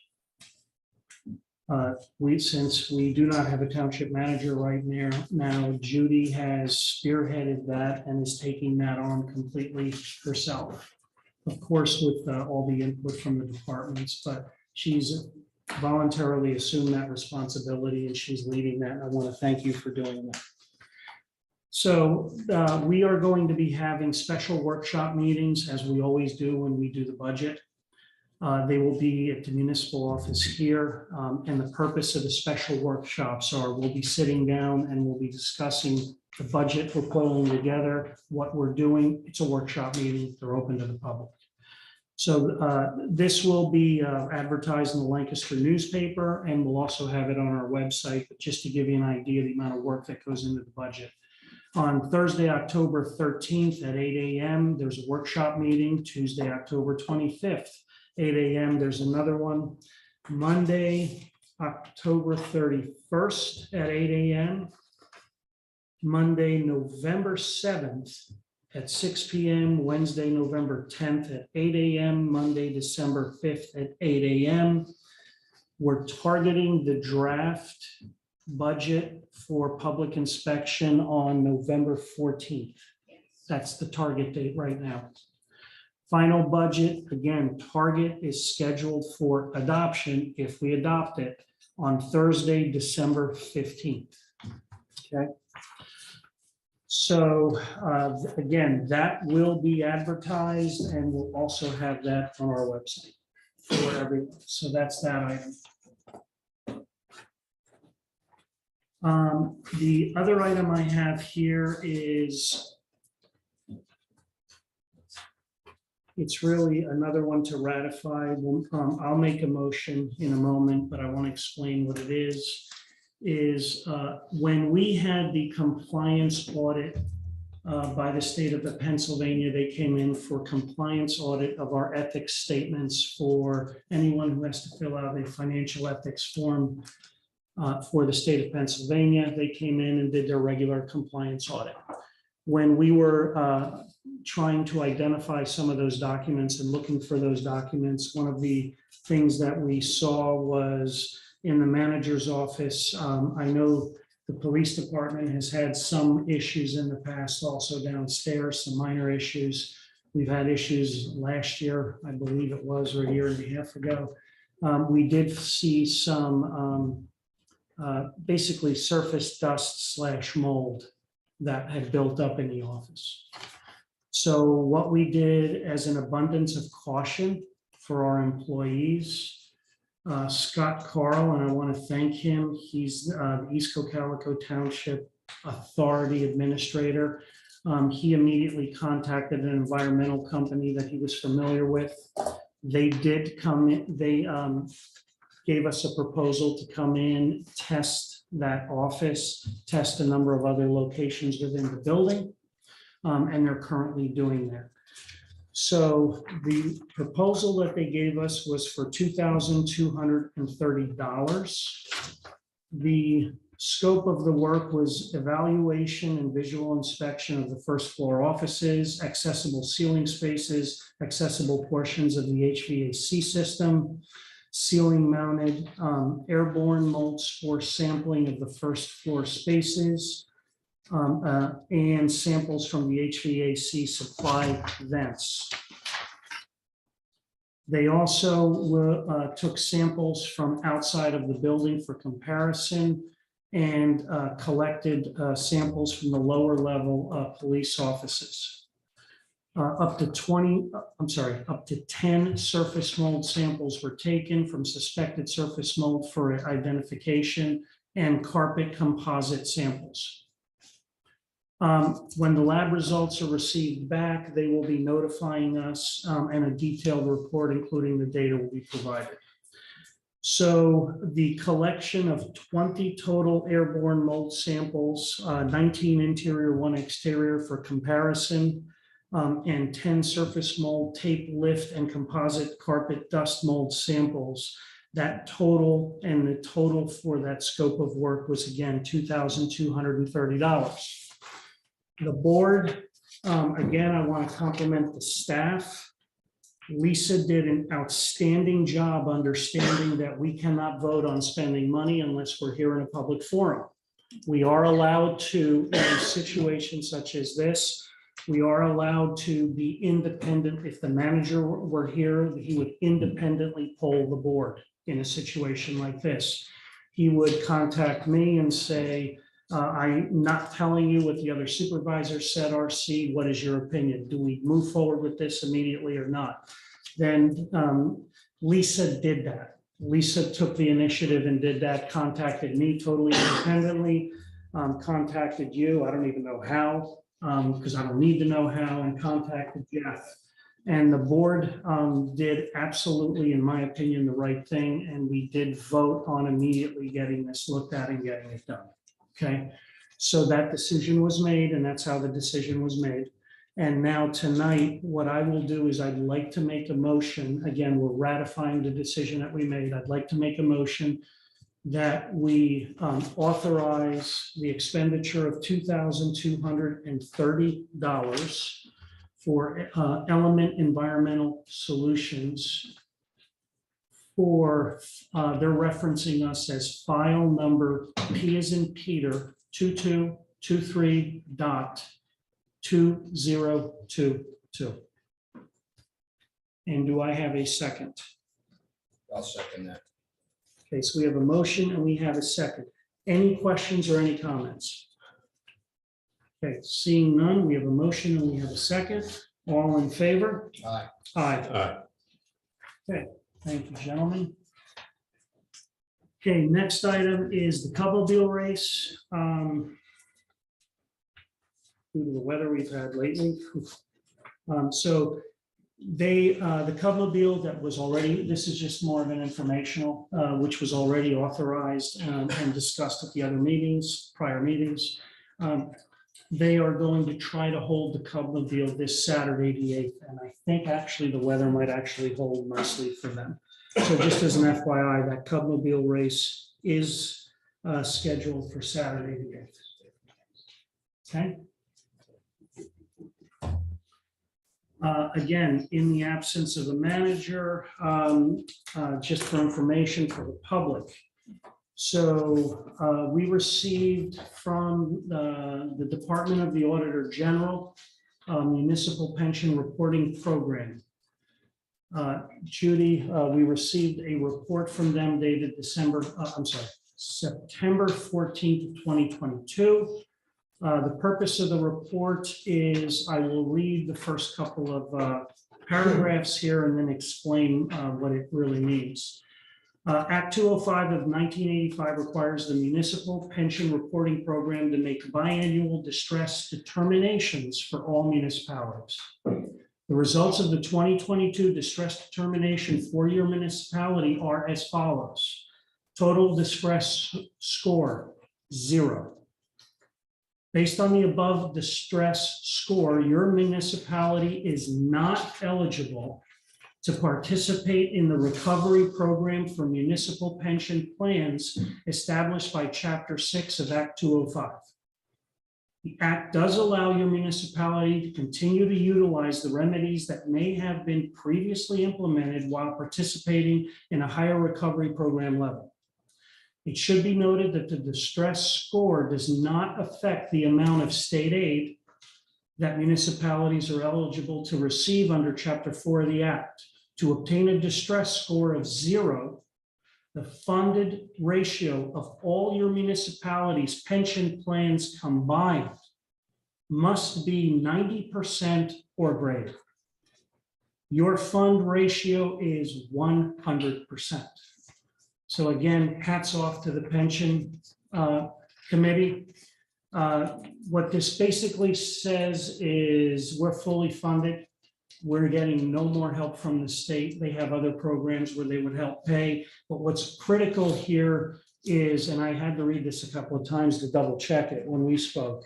What's very critical here is the amount of state aid that we get is still there. And that's what Judy had referred to when we apply in terms of the 217,000 state aid that we're going to get. It doesn't affect that at all. So hats off to the entire staff for this. So again, that's just for informational purposes. Next item, management representation letter for the 2021 audit. Again, in the absence of a manager, just for FYI, I did sign as the chairperson, the September 30th, 2022 Mayor Dussel letter that we are required to provide to Mayor Dussel. That's our auditing firm, our annual auditing firm. I signed it, and really this is, best summary I can give is, again, I'll read a couple of points here, is the representation letter is provided in connection with your audit of East Cocalico Township's modified cash basis balance sheet, statement of revenue and expenditures, debt statements, and statements of capital expenditures and employee compensation. Regulatory schedules include the annual audit and the financial reporting as of December 31st, 2021. We confirmed, and this is really the crux of it, we confirmed to the best of our knowledge and belief as of the date of the letter, the following representations were made by us, East Cocalico Township. So it goes through, basically this is a confirmation letter I had to sign stating we're confirming we provided all of this information to the audit firm that they require. So things like, there's so many items on here. So that's really the essence of the letter. It's a 1, 2, 3, 4-page letter. So I went ahead, 32 points of all the things they look at. Investments are properly valued, schedules properly classified of all funds. We have a process to track and status of audit findings and recommendations, and so on and so forth. So anyone here who's been in a professional setting and has been involved in audits, it's the standard acknowledgement audit that we gave them everything they asked for. Okay, so moving right along.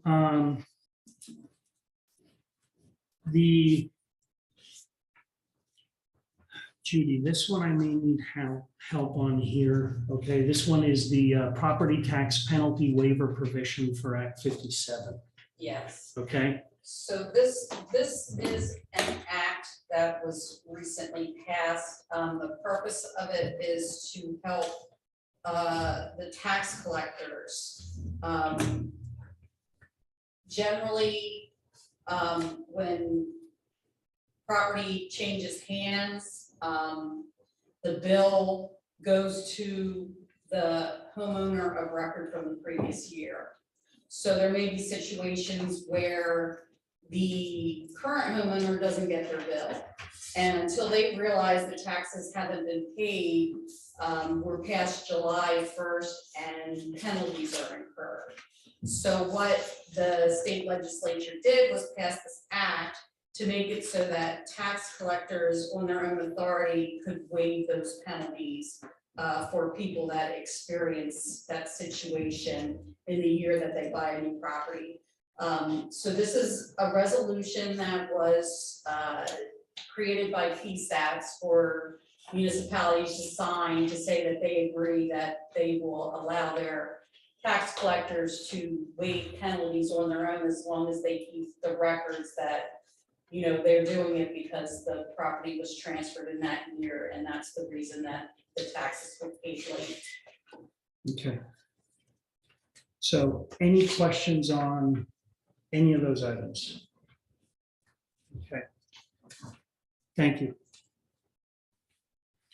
So the other item I have here is the appreciation Christmas lunch for discussion. Yay. Okay, so I think Alan's in the back and Doug. How long has this been going on? Decades, right? Alan? Here before I was started. Yeah.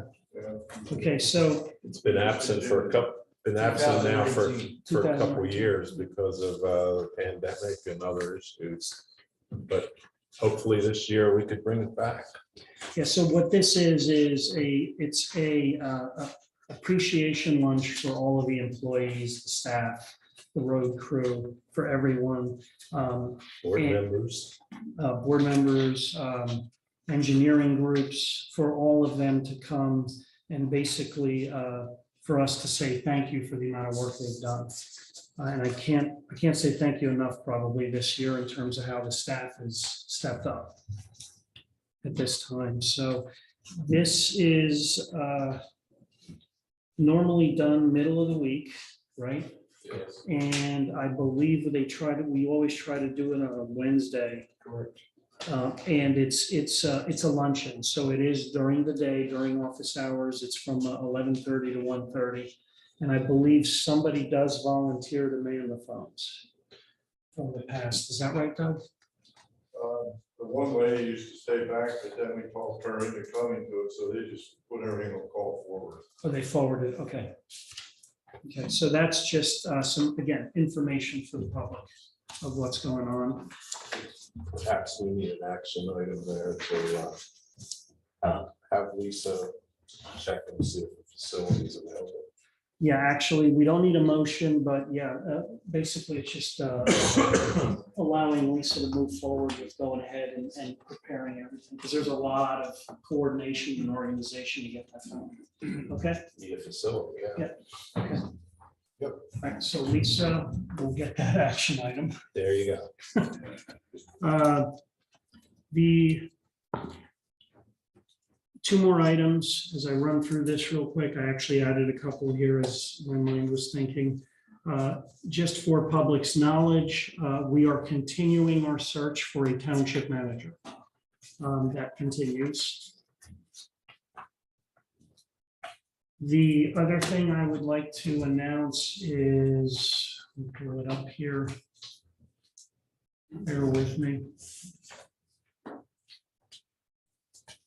Okay, the next East Cocalico Township Leaders Meeting is actually scheduled for Tuesday, October 25th at 7 p.m. That will be held in West Cocalico. So again, for the public's knowledge, the leaders meeting is where East Cocalico, West Cocalico, Denver, Adamstown, we all get together and we basically just kind of discuss and compare notes and discuss things that we might collaborate on, work on, and those kinds of things. As well as the school board And representative. exactly, as well as the school board, they're also there. So that's the intent. Thank you, Doug. So again, that's Tuesday, October 25th at 7 p.m. in West Cocalico. Okay, so public comment for non-agenda items. Again, please just state your name clearly so that it helps Lisa with the meeting minutes. Any questions? Yes, sir. Just Alan Maxwell, just a follow-up on the manager search. It's been going on for a while. And I would have thought by now we'd have had some very qualified candidates show up to interview and be close to a decision on one of them. And I'm just concerned that we lack a sense of urgency in getting that position filled because others in the township are willing to do the job. So I was just curious if you could answer the question, how many candidates have we had come forward? Have we had any actual interviews? Sure. What's Let the me, status of those interviewed candidates? okay, so sure, let me address something very, very clearly right now. The lack of urgency is your opinion. There is no lack of urgency. That is why we actually have a professional headhunter full-time working on this, period. And they've not got any candidates for us. They had 5 candidates that were approached. And we interviewed 4 of them. Of those that we interviewed,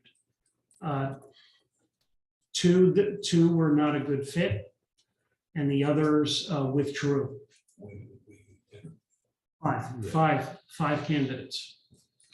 So they are actively looking for other candidates right now. I would look for possibly, by my suggestion, as a resident of the township whose money is paying for this, to look for a new headhunter. If they can only produce 5 candidates in how many months?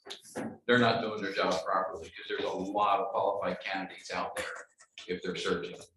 I would be very open to you suggesting who those candidates might be. They're professionals and they're looking into it. But 5 candidates in how many months is not a good ratio of success of a headhunter. I would recommend looking for a new headhunter that could find us the candidates we need. We can't go on too much longer without having a township manager in place. I think at this point, it's only been maybe, what, 2 months that he's been working on this. He hasn't been contracted that long yet, to your point. And in the 2-month period roughly that he's been looking at this, the first portion of this was laid out in terms of he was defining the position, interviewing people, looking at to do the best screening process possible. So the actual search, I don't believe has been more than 4 or 5 weeks. So. And we actually went, he discussed, he had conversations with many head positions in the restaurant, trying to see what their scope, what they would like to see as well in a manager. So we definitely have not taken it lightly, and we definitely do not want to rush into the wrong person. Hopefully, whoever we do hire will be here for long term and continue to, put a strong team environment. Thank you. Okay, any other questions? Yes, sir. Go Jerry. Go ahead, Jerry. Jerry House. Yes, sir. Did we get a new price on the new roundabout cost? Not yet. We have to make some decisions about how we think, sort of a chicken and egg thing. In order for us to get a cost for that, we have to determine whether or not, what sort of funding we would be likely to use for that. So would it be township funds, or would we be looking to get federal grants or something like that? The project scope apparently varies quite a bit depending on the funding source. But of course, without having, some of those costs in place, it's hard to know how we would look to fund it. So we're kind of in a situation where the proposal, the design criteria would, I guess, be different. The process would be different. So we probably need to have a discussion at some point with John Schick, if he's the right person to try to get a better understanding of those differences. And what the best possible approach would be in terms of funding the roundabout. Are they gonna do a new study? No, they did. They did a study during the pandemic. The next step at this point is for him to do a proposal, so I don't know, since we don't have that yet, I don't know what the details would be, but I believe that would be to design the roundabout. Okay, since your state roads, both of them, township gonna pay for it. I don't think that PennDOT gets involved with funding those things. We're very early. We do not have a design or even a rough design yet. Well, we got the We don't- pictures and everything. Those are pictures, but they're not a design. So that's why we don't have actual costs. All we have is a concept of what that roundabout would look like. So when we're talking about funding of that roundabout, it's difficult to comment when it's just a concept. It's a what if. So we're talking what, a year or 2, 3? I'm not even sure. Because again, it's a concept at this point. Okay. Thank you. Yes, sir. Doug Macklin. Hey, going back to your comment about the management and echoing what Alan said. You said originally you had 4 candidates and then Lorenzo corrected you 5. But 2 of them they left, or you got, they didn't show much interest, or they didn't fit the bill? Is that correct? There was originally, there was 4, and then there was 5, but 2 of them didn't. So let me correct the record, Doug, and thank you for correcting me.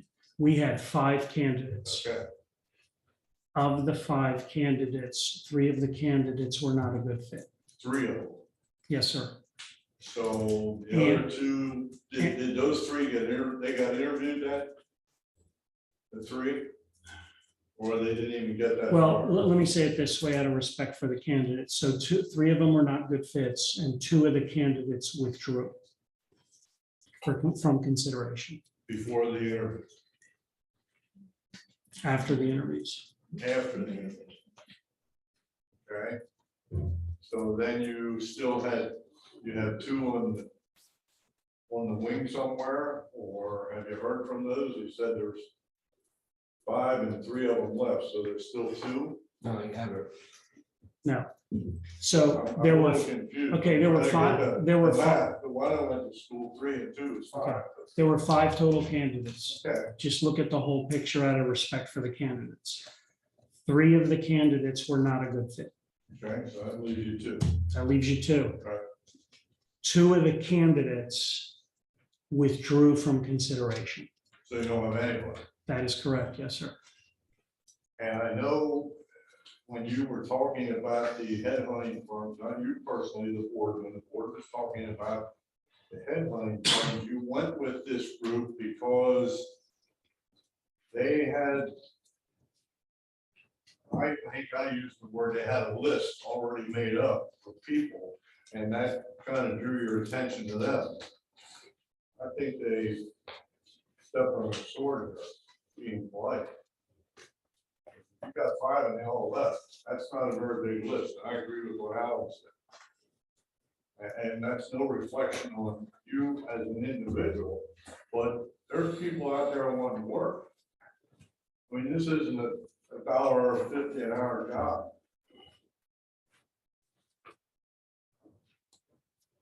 Out of respect, like RC said, they didn't all leave. Only 2 of them did. The other 3 were not a proper fit. We thought they weren't the proper fit. So technically, they didn't all leave.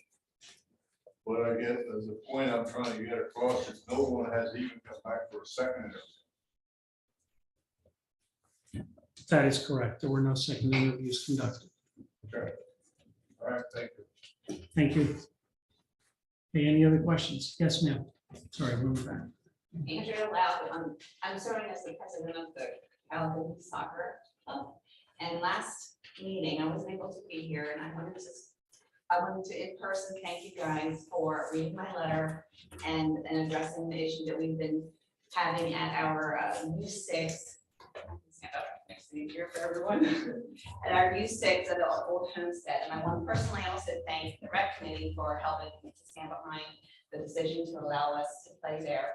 We have 66 kids that we did not know that we were going to be able to get that many kids signed up.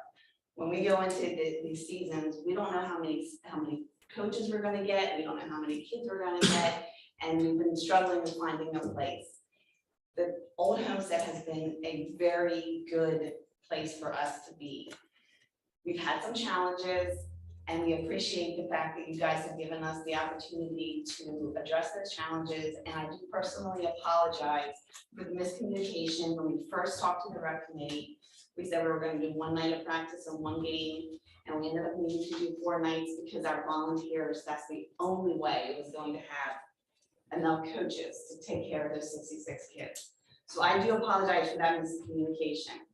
What I'm asking and what I'm just confirming, because I wasn't quite sure what God and I decided last time, was that we can finish out our season at Old Homestead for the U6 for these kids.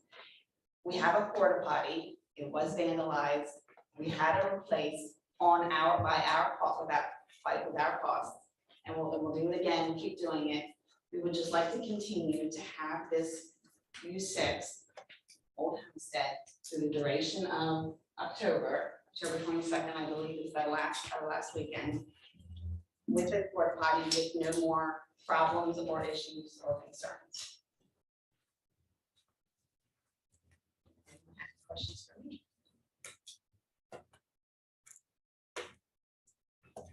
I appreciate you coming in. I'm not, we discussed this at the last meeting, I didn't think we had an issue with them finishing off the season, so. No, and I think you were approved through the season. Okay, well, thank you very much. I just wanted to make sure, since I wasn't able to be there and you guys read my letter, I just wanted to say thank you. to everybody Thank you. involved. Thank you. I thought, yes, sir. Yeah, Ralph Kreider. I was wondering if we, the board, would be amenable to having a brief discussion about a potential rezoning for a property adjacent to the Wabash Landing. 2 minutes, potentially, and see if they're. Actually, if it's zoning related, it really should go in front of the zoning hearing. Well, a rezoning. Rezoning. It's not a rezoning. What Ralph is talking about is the fact that the Wabash Landing development was constructed under a village, what we call a village overlay. Personally think that's kind of confusing, because what it is really is a type of development style or use, if you will, that allows for higher density, in exchange for which the development is built out with a lot of requirements, design requirements, amenities, and so forth. So the term is a little bit misleading. Village overlay is not a zoning district. It's not really an overlay. It could be in any number of places. It's a design option. It's a design option, so I think overlay is misleading. There is no rezoning to happen because there's not a village overlay zoning district. There's no way of, there's no way of rezoning anything. There's nothing to rezone. What's your desired outcome? So my desired outcome would be to have my parents' property added to the village overlay to allow them to build a home that meets their needs to retire in place. So the Kreiders retains, well, I have. yeah, you can do that, supporting but material. basically it's one lot that was not included, one new building lot was not included in the village overlay portion of the development. It is sized Chief in will pass, support we'll pass of- more. It's sized according to the underlying zoning district, Okay, those so- setbacks and all that. So how's this gone to the zoning office? Yes, the zoning office, we asked for a variance, and the zoning office and it was denied. They were looking for a setback variance. The property is constrained by a number of different things, floodplain, there's stormwater facilities running through the back of it. So when you apply the underlying zoning district setbacks, there's a fairly tight area to build a house in. So the Kreiders applied to the zoning hearing board to get relief from the setback, the 35-foot front yard setback, and the zoning hearing board denied the application. So I guess my question is, I have sat where you're sitting. And the question that I would suggest you're trying to ask the board is whether the board could support whatever approval you need to request, but we don't know what that may be. It was actually something that I was going to talk to you about, and I didn't know the Kreiders would be here, and I'm not trying to put you on the spot, but I don't know how, since it's not an overlay, how does that property now become part of the overlay criteria? I believe I've talked to you about this, if you were added to it, it would come with It would come with a lot of restrictions, yes. restrictions and requirements. So I don't have an answer, but I may have a process. And we would have to discuss it in context of what is your ultimate outcome and what would the necessary approvals be to get to that outcome. I mean, And that's the solicitor advises the director of development and the zoning officer. And if the decision is that, understood, if the decision is that you have to go to the zoning hearing board, that's a separate body. Yep. And this board may choose to support you in that, but we don't know what question we're asking them. So give us a little time to put our heads together, and by that I mean next week. Okay. Okay? I mean, I have thought about this, you know, Yeah. a bit, and It's there are just that some, I there's have- some, I know, but there are some factors. The plan, you know, the land development plan would need some sort, I assume, of revision because it's got the, you know, the setbacks would be different. Actually, there's a 10-foot build to line, so you would 10 to have to, 15 foot build you to have to line. have it all the way up. But is this lot subject to that land development?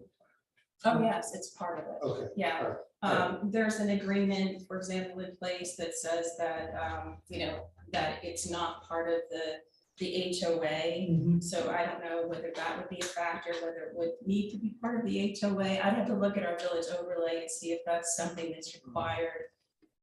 There's a bunch of possible moving pieces, but I wasn't sure what the mechanism would be. All right. Well, that's what to we do need that. to. The one thing I can tell you is, it's not this board to make that decision. It's either the zoning officer or the zoning hearing board, and we'll sort that out with you. Okay. Okay, Thank you. thank you. Yes, sir. I'll take this with me if that's okay. Absolutely. I can. Okay, thanks. Archie, I just have a question. I'm sitting here listening to this, and I know where these. I'm sorry, name again? I'm back. Thank you. I'm sitting here listening to this, and I know where Ron and Rosalie live. How did they get constrained? You said, you just mentioned all these constraints. Was that imposed on them because of the building? Because the property before was not constrained? Not that I'm aware of. I'm just a little, I'm just a little confused. The stormwater, all the stormwater management, all the features on that, you know, on the original plan, nothing has changed. They're the way they are. There's a basin back there and so forth. That was always shown on the plan. My understanding is that when Mr. and Mrs. Kreider conveyed the portion of what is phase 2 to the developer a few years ago, that they wish to have lot 175 created, if I understand that Yeah. correctly. To give a little background, they initially weren't gonna build it, it had a barn on it. And it was where the barn was, the idea was to keep the barn. Since that point, initially decided in 2006 to sell that portion of the property. And then through the downturn in housing and everything, it took till like a year and a half ago to actually get that sold. At that point, my parents asked, well, can we subdivide this and find a location for them to live in perpetuity, hopefully, for the remainder of their years on where the barn was located. That is zoned R1. It was always zoned R1 even before the sale. And that side of the track, so to speak, of Stevens is zoned R1. Most of the homes in that area have a 35-foot setback, but none of them, they're all grandfathered into that. So if we were to build a new residence on that property, even though the barn would have been about 5 feet from the road, we now have to abide by that 35-foot setback, which only allows about 1,500 square feet to build a single-story residence, which is really about, with a garage, you're talking about a 2-bedroom apartment, a little bit bigger than a mobile home on that lot. Doug, just to finish out, you know, it's the explanation. I talked to the design engineer about this too, and he said they configured the lot the best they could, given the constraints. There was no place else for that property line to go because of the floodplain, and because of the stormwater conveyance, because of the basin. The lot really couldn't be any different. So with all those things already in place and, you know, floodplain. So that's not the actual rear property line, but is the de facto setback line because of that. So, you know, I know the Criers knew about that when the transaction went through. But I don't know, possibly once the builder got involved, you know, it became more apparent what the result of that would be. Yeah, absolutely. Okay, so they'll look into it. Yeah. Get back to you. Thank you. Thank you. Okay, any other questions, comments? Okay.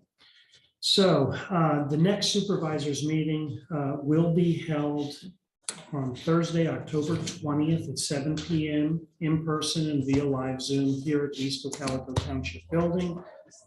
And do we have a need for an executive session tonight? I don't believe we do. No. Okay. And I need a motion to adjourn, I'll make the motion to adjourn. and I will second that. All in favor? Aye. Aye. Motion carries. Thank you, everyone, for coming.